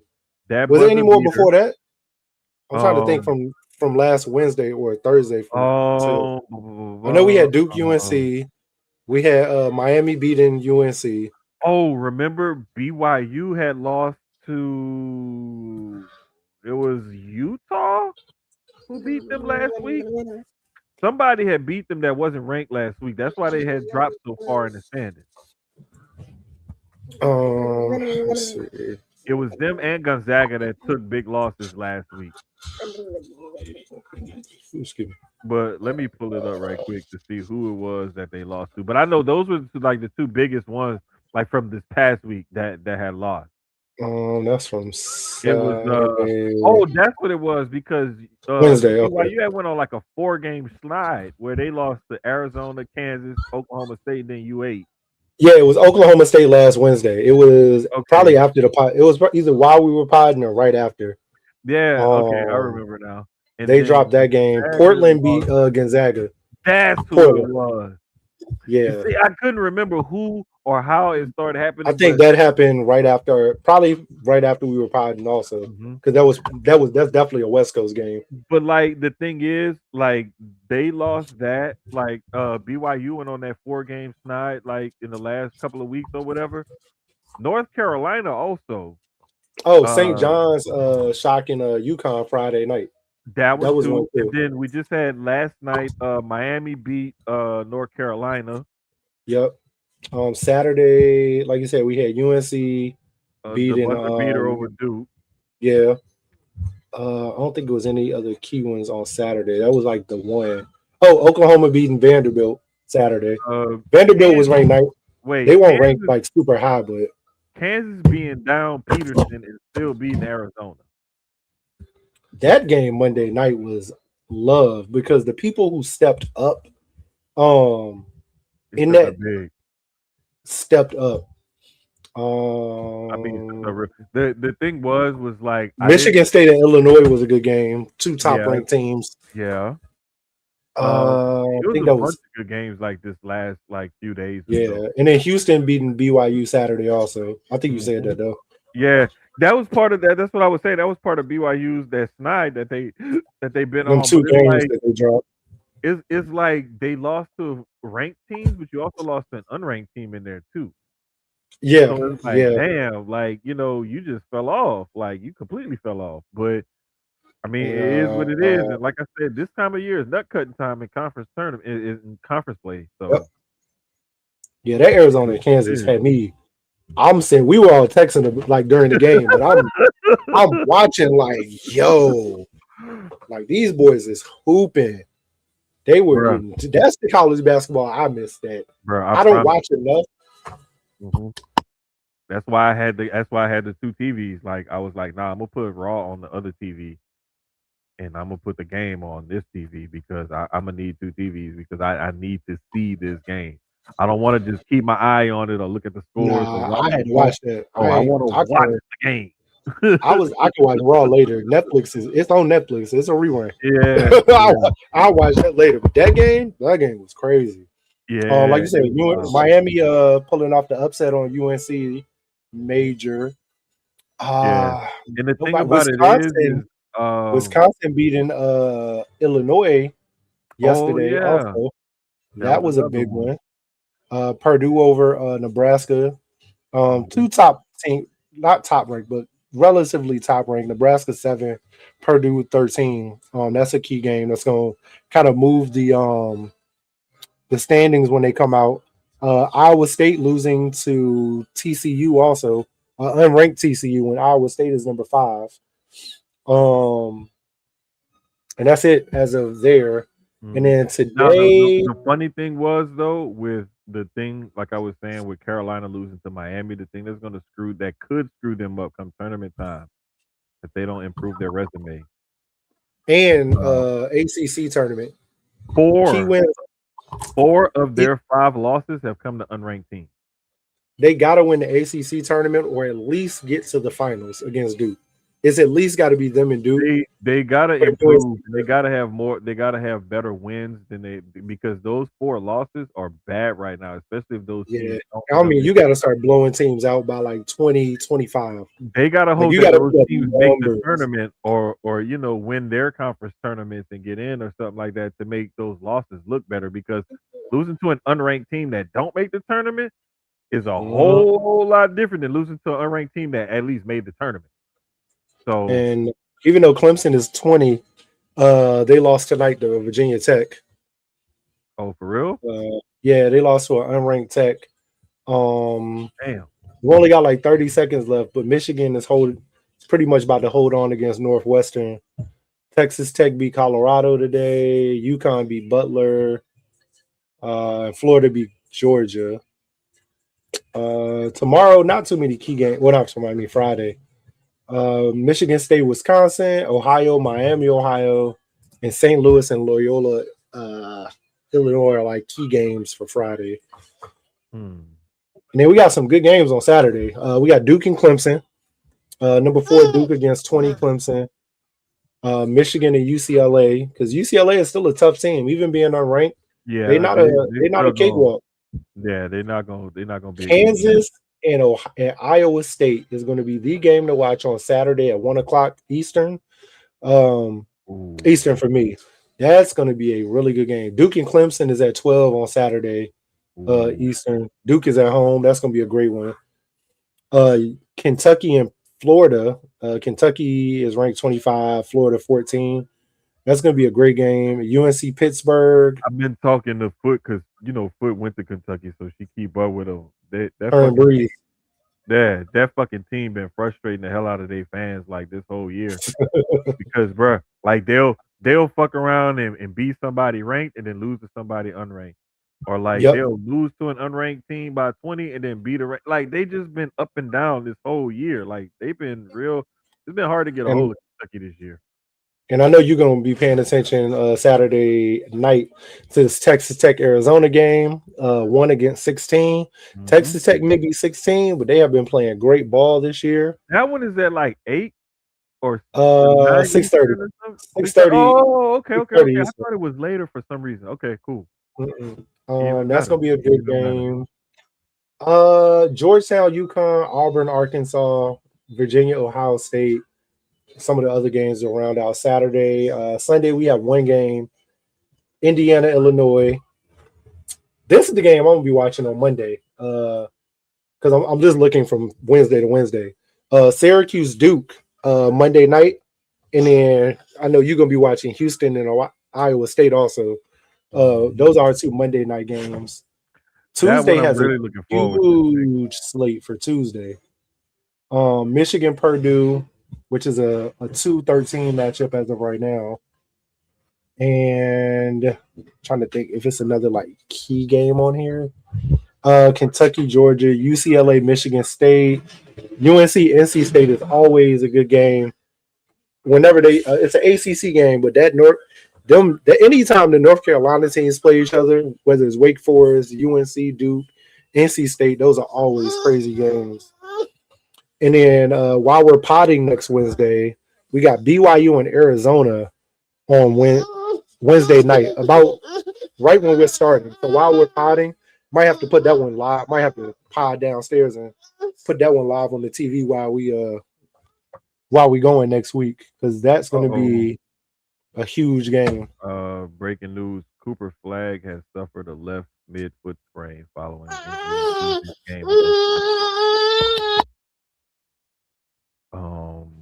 Not really saying. MRI confirmed he will miss Thursday's game against Lakers and also miss the Rising Stars game on Friday All Star Week. Hmm. Hey, interesting. Not too, Yeah, you know, interesting though. I mean, it happens. It does. Sad, but it does. yeah, it's kind of crazy because it's like little injuries and stuff like that though, like if they aren't like fully healed when you try to come back can compound into bigger injuries down the line. And Rehabbing all this week. It's a good thing that they shut them right, down for All Star. right. I might shut them down Because for a couple games next week too, and then you yeah, know, because we're not lose in a place where we about to win. No, you no. know, we're not in like we're in rebuild right now. So And the shutting them thing down is for like 2 or 3 weeks isn't bad. they're there's 6 games right now out of the 10th spot. So like realistically speaking, unless they go on some serious hot streak, they're not gonna make the playoffs. No, So so it's like why even risk it? You know, if he has an injury, sit him out as long as he needs to before he's 100% and then have him come back. Because that mid foot sprain could easily turn into a fracture of a bone or something. You know, exactly. so just due to instability of the foot itself. It's just like those calf strains and stuff that end up being Achilles tears, like what happened in KD's situation, for example. And I want to say it was somebody else, same thing. Calf strain ended up with an Achilles tear. Like those kind of injuries can turn into worse injuries if they aren't nursed back to health properly. So just take your time coming back. It don't make no sense. Over on the women's side though, for college basketball, it's pretty much been status quo. We had a couple of good games this past week though with Texas and UCLA, with Texas getting that win. It didn't really drop. I'm sorry, Texas and LSU. I'm sorry. It didn't really drop LSU that far in the standings, like a spot in both polls, so it didn't really hurt them. UConn is still the overwhelming, unanimous favorite at number one in both polls, followed by the same UCLA, South Carolina, and Texas at 2, 3, and 4. Um, this side is looking pretty steady. Like, Yeah, the women's game is always usually about uh the same. It don't move but so much. yeah, I mean, there was some movement in the standings with Iowa falling and Duke rising and whatnot. Baylor, making a climb up there as well. Tennessee drops a few spots in both polls. North Carolina, making a move or whatever. Like there's some movement, but there's not like at the top typically. It's where we always see the women's game. Like it's pretty consistent. Yeah, like we said, like last weekend before. I mean, outside of UConn still being undefeated, UCLA has only dropped. One It say they game. 24. Yeah, it say they 24-1, but I'm not sure. It Mhm. must have been like a neutral site game that they dropped. But South Carolina 24-2. Like it's not a lot of movement from Mhm. there all the way down. I mean, you got Oklahoma with 6 losses, Duke with 6 losses, Louisville's got 4, 3, 4.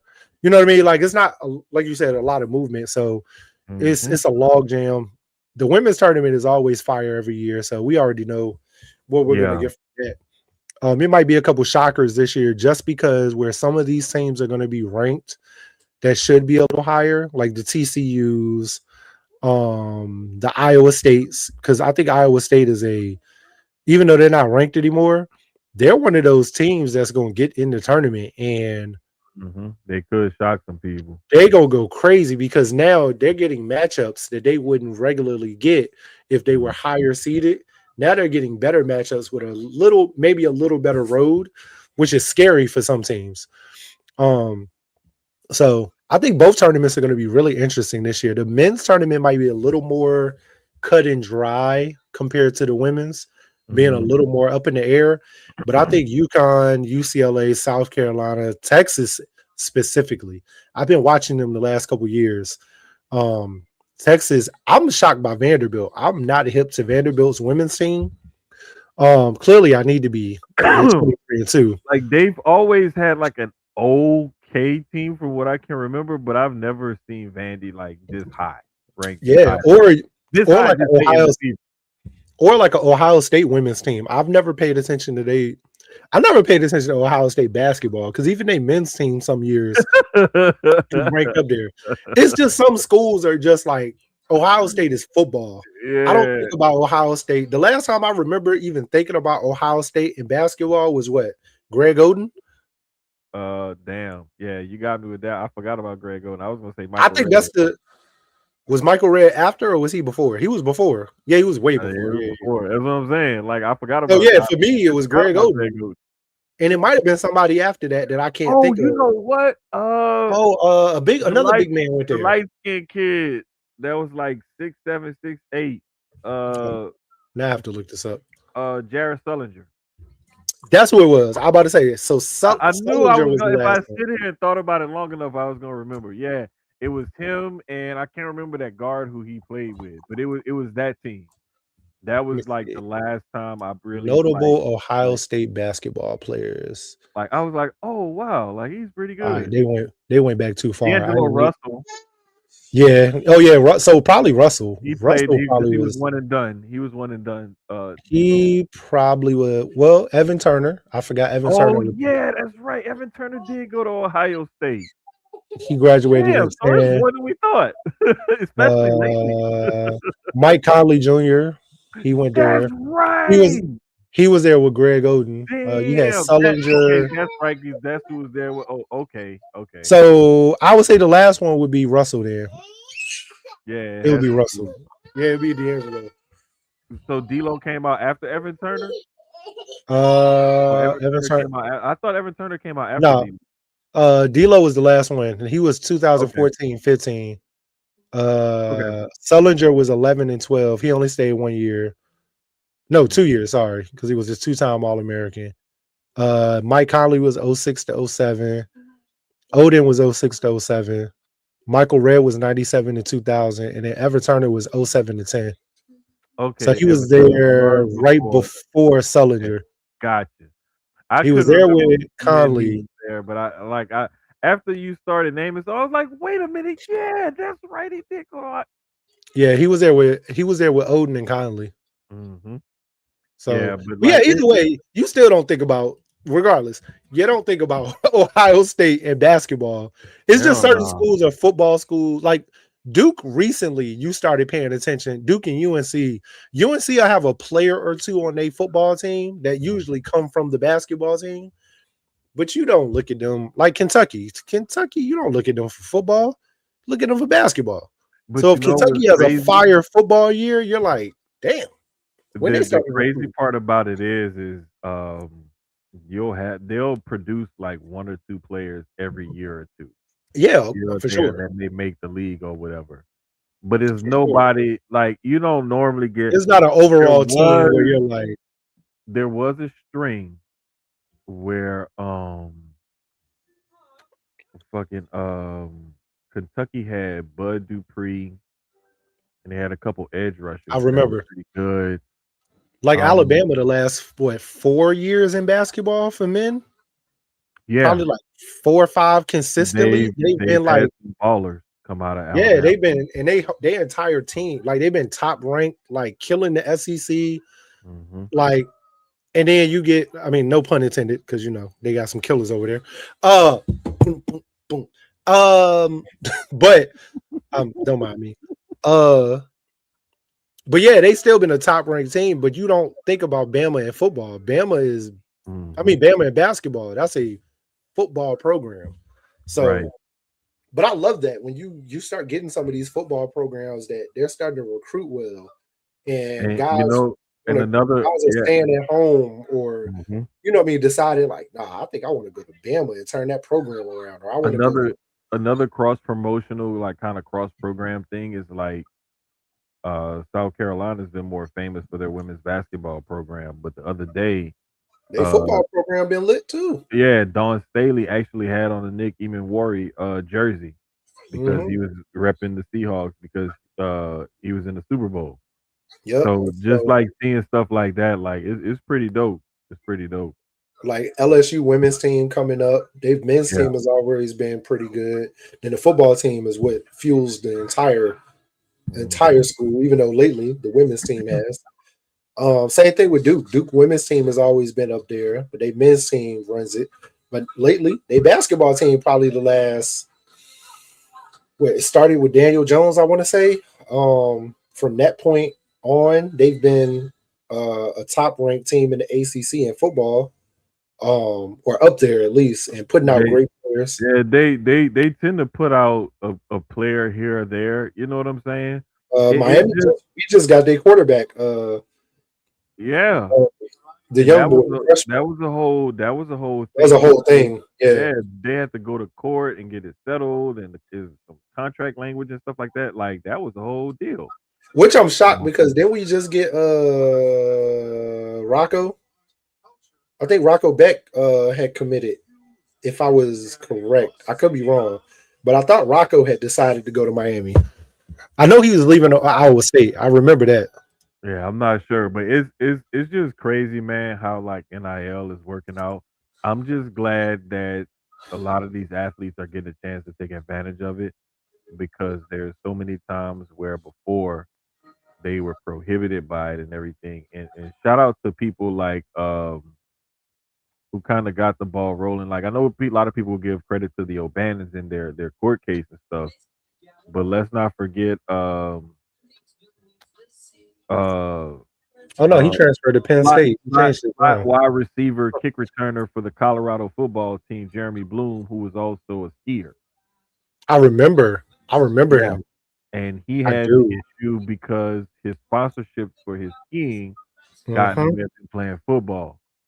And he was one of the ones who helped kind of kickstart that whole challenging the NCAA on all this kind of stuff too. Yeah, I So remember. I don't forget about remember. him Man, either. I Yeah, was like young. Damn, that was a long time ago. yeah, Sheesh. it's shit like that. Like people, like you gotta remember your history in order to know where you're going and know where stuff really came from.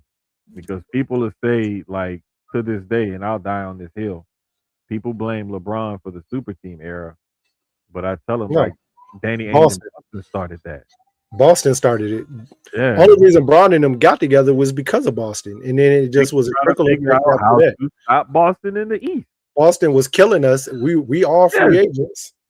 they Hey was trying to guys, figure out how to stop Boston in the East, and they figured the best way to stop Boston in the East is for us to click up against them. and now look, you at least got to have three. It used to be you at least had to have two. You had to have a superstar, and you had to have that co. But now you got to have a solid three. You got to figure out a Mm-hmm. solid three now, at least. Most teams have gone back to two. I think the big threes have been broken up for the most part, except for like Mm-hmm. I think New York has like a big four, maybe five. They whole starting And to be lineup. honest with you, is the way the league Boston is got three now. now. I love it Maybe because Vucevic. it's like people say a big two or three, but it's like, okay, what do you consider a two or a three? Or is this person not considered a part of that two or three? Or, to me, it's just like I you think the need a big three good. has always been around because look at the Bulls. I felt like the Bulls had a big four for a long time, maybe really almost a five some nights. But for the most part, it was always Jordan, Rodman, Pippen, Kurt. They Well, really had five. It was really Jordan. we could go back They to could the go. They could go eight deep for real. Shit. the fucking Celtics, the Lakers of the '80s, like Yep. the The Celtics of the '60s the Sixers. and the Like yeah, '50s. like I'm saying, like we could go Sixers, back. The Golden fucking State. Knicks in the '70s. Like we could go back and like we could figure all of that out. Like Hey, it's a bunch of we them can have there, we can have but that talk for hours. I'm with you yeah, on that one. the way the league is now, to me, the biggest thing is just chemistry and style of play. And you need Yeah, guys that have good chemistry and that can match each other's and that can complement each other's style of play. and that's why I said most teams now, because they've kind of broken up that big three. It's Hmm. like it's a strong two, and then key pieces with them. Right. 'Cause You I'm looking need at at least a Boston strong two. You need at least two solid players, and then key pieces around at least those two central figures. because with the And that's Knicks, I still think the Knicks is I don't know, it's they whole team bro. too, but It's like because and then McHale, Brunson, Cat is for hmm sure, and then and then even around them, you still got you got to think about like a how important a guy like a Josh Hart is. Even though you may not yeah, always see statistical production from him, mhm, he's like the heartbeat of that team though. Like yeah, you can't. It's just like with Draymond with Golden State all these years. You don't, and then people tease him about having a triple single, but like you brother, got to it's admit, defense. Draymond is so It's critical to what they do there. You yeah. know what I'm saying? So it's like there's a lot of times where a person's contributions to the game may not always show up in the stat sheet. It shows up in other places. I still And remember getting into that argument a couple months, well, probably was a couple months ago, where Draymond can't drop block block block block, and I'm like, bro, do you not know Draymond can if he needed to, if it is called for him to, Draymond could easily drop 30 easily. yeah, Let's not even the same thing. I think in that same discussion we were talking about Pat Bev, and people are like, Pat Bev can't easily if it was called on him for to do so. Pat Bev is the same. He could drop 20, 25, 30. You got to look at who these players were before they got to teams where they weren't called to do that. That wasn't their calling on those teams to be that player. They already had that player. I need you for this that you do well. You mhm, play defense amazing. You rebound amazing. You pass the ball amazing. You know, stuff like that. That's what I need you to do. I got scores, but I don't have that. What you do, I don't have, and I need you for that. That's why players like that last in the league that long. But Melo said something interesting on his pod, the Mike Vick episode that just came out. I was watching, and he mhm. was like, in today's game, there's less of those players because Mhm. the NBA, if you can't shoot, if you can't score, I don't need you. I don't care about what you do on D. If all you do is play defense, that's great. But can you score? Can you shoot a jump It shot? Can you it make a is layup? Are you hitting a three? And he said the game is transitioning to more of that where they need 15 scores now instead of having those Draymonds. Like those players like that are are flowing out. You're not seeing that many of a Draymond anymore. That's just he's a dog. You know what I mean? He does it all. I still see the need for players like that, and I think that they still do look for players like that. I think that there's more emphasis placed on offensive players, but I still think that teams look for and need players like that got that dog in them and everything. And Of and I course. still think that they still put a The more dirty work. You gotta have the yeah, players that do the dirty you work. got to. But I kind of agree with him like sometimes because if you look at like for example certain teams and you look at the moves they make and they make a move for more offensive help as opposed to more defensive help, or you look at a team that make a move and Like it's a like OKC. this a player that's more of a defensive player or what have you. Like there's different reasons why players will go for different guys. Like Lakers bringing in Kennard. I look at I felt like we needed shooters, don't get me wrong, but I felt like defensive help would have been and defensive Kennard does help that would be too. better, right? Um, We went there on the offensive side going to find a shooter. mhm. So Like when the Knicks brought in Mikael Bridges and Josh Hart. they knew like, okay, Bridges is a guy that's a utility guy. He can do a little bit of everything. Josh Hart is more of that dog type of guy. Mikal Bridges is a dog, but Mikal Bridges can also score. You Even look at recently, who they just brought in from the trade they made with New Orleans for Jose Alvarado. uh, yeah, Jose Alvarado. You're bringing it, but Jose plays great defense too. Don't get me wrong. There's a But reason why his nickname is offense, Grand Theft Alvarado. He hey, got the GTA nickname he's because always. he I was the watched ball. him in. I watched a lot of his stuff when he was in high school. He was a little Puerto Rican kid, Hmm. hooped coming out of New York. I'm talking about baller. Bruh, He's so little. the thing is, he's about, I think he's like about 6 foot, like 5'11", 6 foot, Yeah, something like that. But the thing is, with guys like that on your team, you already know like he's not gonna give up and he's gonna fight through everything. And that's what you need. That's what you want going into battle with you is you want guys that's gonna keep the pressure up and they never gonna give up and they never gonna let up and they never gonna feel like we out of a game.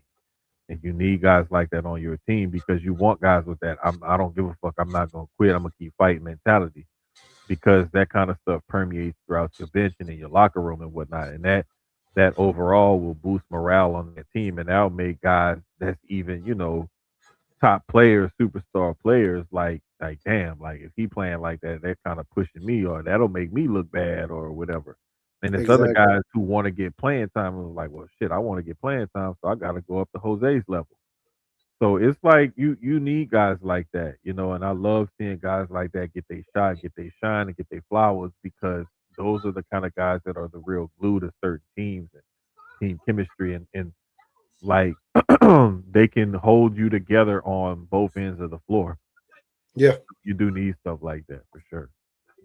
But man, this has been a fun episode to come in because we didn't even think we was gonna be talking this long because once we got through the Super Bowl, it was like, all right, everything else is just updates of shit. But yeah. Nothing else really. We didn't really have too much to happen, but from last week nah, to this week, other than the Super Bowl, yeah. we had some NBA fights. Two separate ones. They got to Mhm. shaking. That was crazy. Other NBA than that, fights, are NBA fights, and they never have amount you to. been watching? I don't know if you do, because a lot of people don't. Have you been watching the Winter Olympics? I watched some stuff. I know. I had I've wrote it glanced down at to make sure I highlights. shot them out. Hold up. I know I glanced at highlights. I haven't. Uh, I watch the winner because yeah. the winner is a lot more exciting to Bro, me. the only thing that's been throwing me off is I can't like this is the one time when they've had an Olympics, whether it's winter or summer, and I haven't like synced up my time difference with the Olympics when stuff is coming on. Like I just Yeah. haven't figured it out yet. But shout out to Layla Edwards. Oh, I see. Yeah, yeah. First black woman to play and score for the USA women's hockey team at the Bro, Olympics. she Okay. only 22. I didn't realize that she's only 22. So shout out to her. Um, Also, Erin Young is I think her name. She won a speed skating medal, and I'm trying to think of who else, man. I think that was it though. I know it was Layla Edwards because I wrote her down, but I want to say the speed skater. Her name is Erin Young. I have to look it up. Um, Curling. Oh, that's right. Shout out to the mixed U.S. curling team. The mixed curling team. They ended up with a silver medal. Mm, Shout out to them too. That was the first time I think the U.S. has ever medaled in curling or something like that, or the first time they medaled in mixed curling or something like that. But like, yeah, shout out to them because that was dope. I didn't like they upset two teams on their way there, and I was like, oh shit, like they may end up getting a medal, and then because they ended up in the Norway. gold medal game. I was like, oh shit, they in the gold medal game, I'm looking at the medal count. Norway is killing the gold right now with 7. They got 13 overall. bro. Norway, USA is in second right now with 4 gold, 6 uh huh, silver, 2 bronze. bro. If I'm not mistaken, I believe it was Norway had a dude when they was doing that cross country skiing thing where they got to do the bunch of different things. Hmm. Dude did the uphill portion under 6 minutes on skis, bro. Doing a sub 6 minute mile uphill on skis is fucking crazy. Doing a Bro, did sub you doing a sub 6 minute mile just running on a track is crazy. Listen, I was listening to Steve Harvey this morning, and he was talking about the Olympics and how he watches. He was talking like he knew his Hmm. stuff. He was like he Yeah. watched the Winter Olympics, and he was talking about. He said, "Did y'all know that Haiti had a skier?" And Yeah. everybody was like, "Huh? Yeah. Haiti?" They were like, "Where he practicing at?" And I was dying because I thought of it. Reminded me of fucking Cool Runnings, and you like Jamaica got a bobsled team, and you like, but where they practicing? Like what? But they said he placed last, Yeah. but he was He there. he was there But he was exactly. there. I saw him when he crossed the finish line too, bro. He was smiling his ass off, like he was proud as fuck. Because it's like it's not about going out there and competing and this and that. Like I expect to win a medal. Like some of them go out there and they know they're not about, but it's just representing your country and competing. Mm-hmm. Like you're the best at this sport in your country. Like nobody else can do this sport in your country better than you. Like that's something to be said Yeah, about and about that's that really shit. what it is. Like Yeah, I'm from Haiti, and I made it to the Olympics in a sport that people wouldn't even expect anybody from Haiti. This hot ass air place in the Winter Olympics to make it's like they got a snow like if they had a snowboarder or something like that. bruh, Like it's always interesting when I see certain countries that make like the games for certain sports, and it's like that's shocking. Hmm. bruh. Because That shit I be would expect like a Switzerland or Germany or Norway, because exactly. they get snow in their areas, so that And makes sense. it got But mountains and shit. Italy don't make sense to me because nigga, it don't snow in Italy like that. Dog, Like Italy they got mountains. Italy got so some mountains up, especially I yeah. believe in northern Italy, if I'm not mistaken. Which I believe I can't remember what part of Italy they at, but I want to say it's like the northern part of Italy that has like the most mountains. I don't think the They were southern talking part about has that. as much. He was talking about that one girl in, I think it was skiing also. It was downhill skiing. Mhm. She was from either Japan or China. She's one of the top ranked in the world. She's also a supermodel. And apparently, she made it all the way to the end, and she went for a jump. And he was like, he had everybody. It was the way he told the story because he had everybody dying laughing. But he was talking about how like she hit the rail, and she hit the rail twice. He was talking about like how she bounced. It was. I gotta find it to watch it.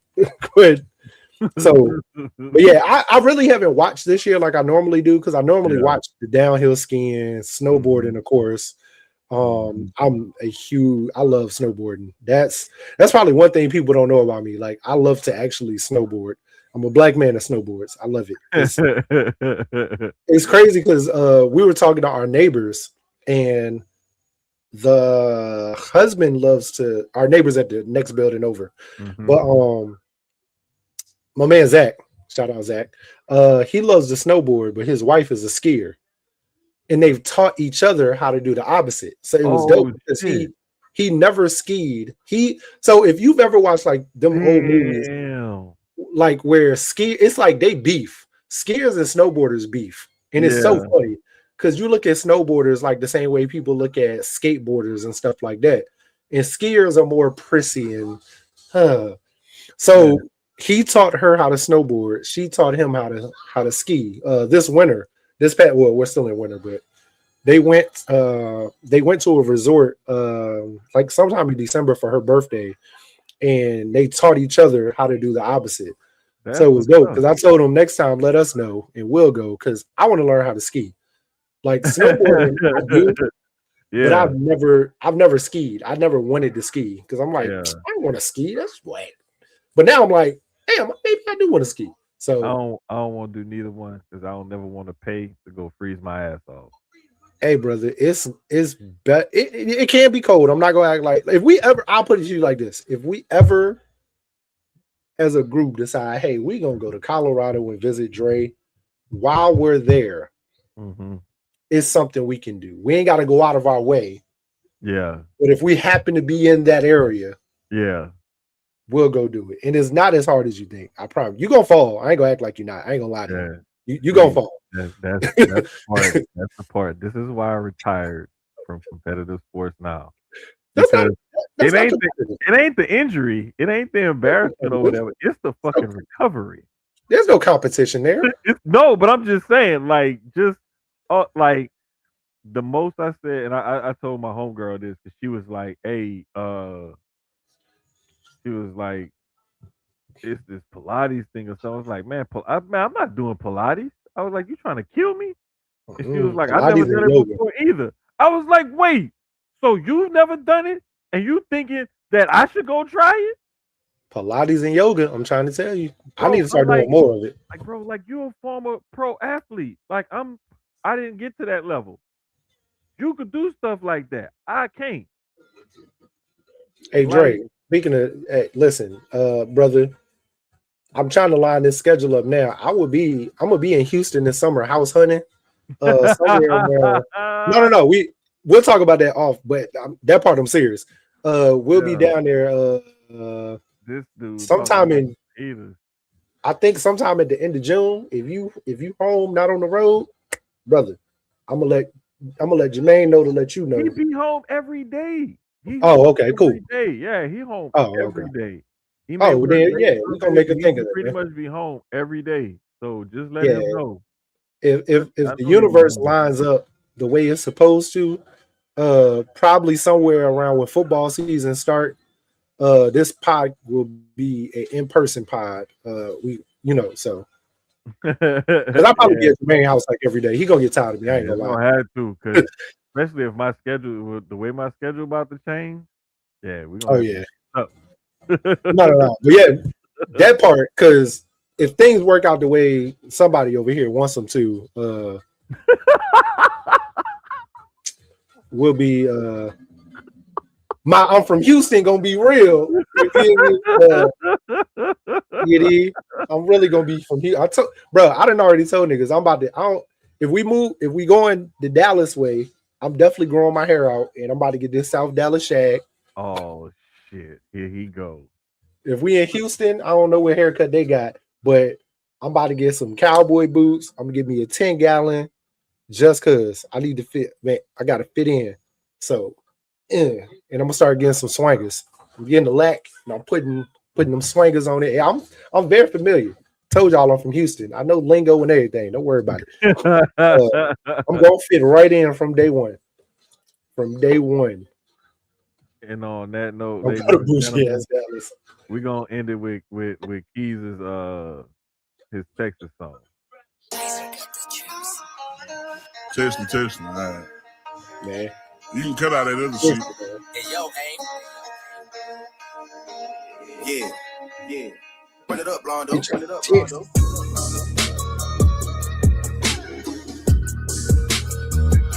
I want to ride a horse to the song. Like you just galloping like Hey man, for my brother Keys, for, for Big Extra Plug, everybody in Texas, everybody around the world, appreciate y'all for tuning in this week. I'll let y'all next week, man. Later. uh,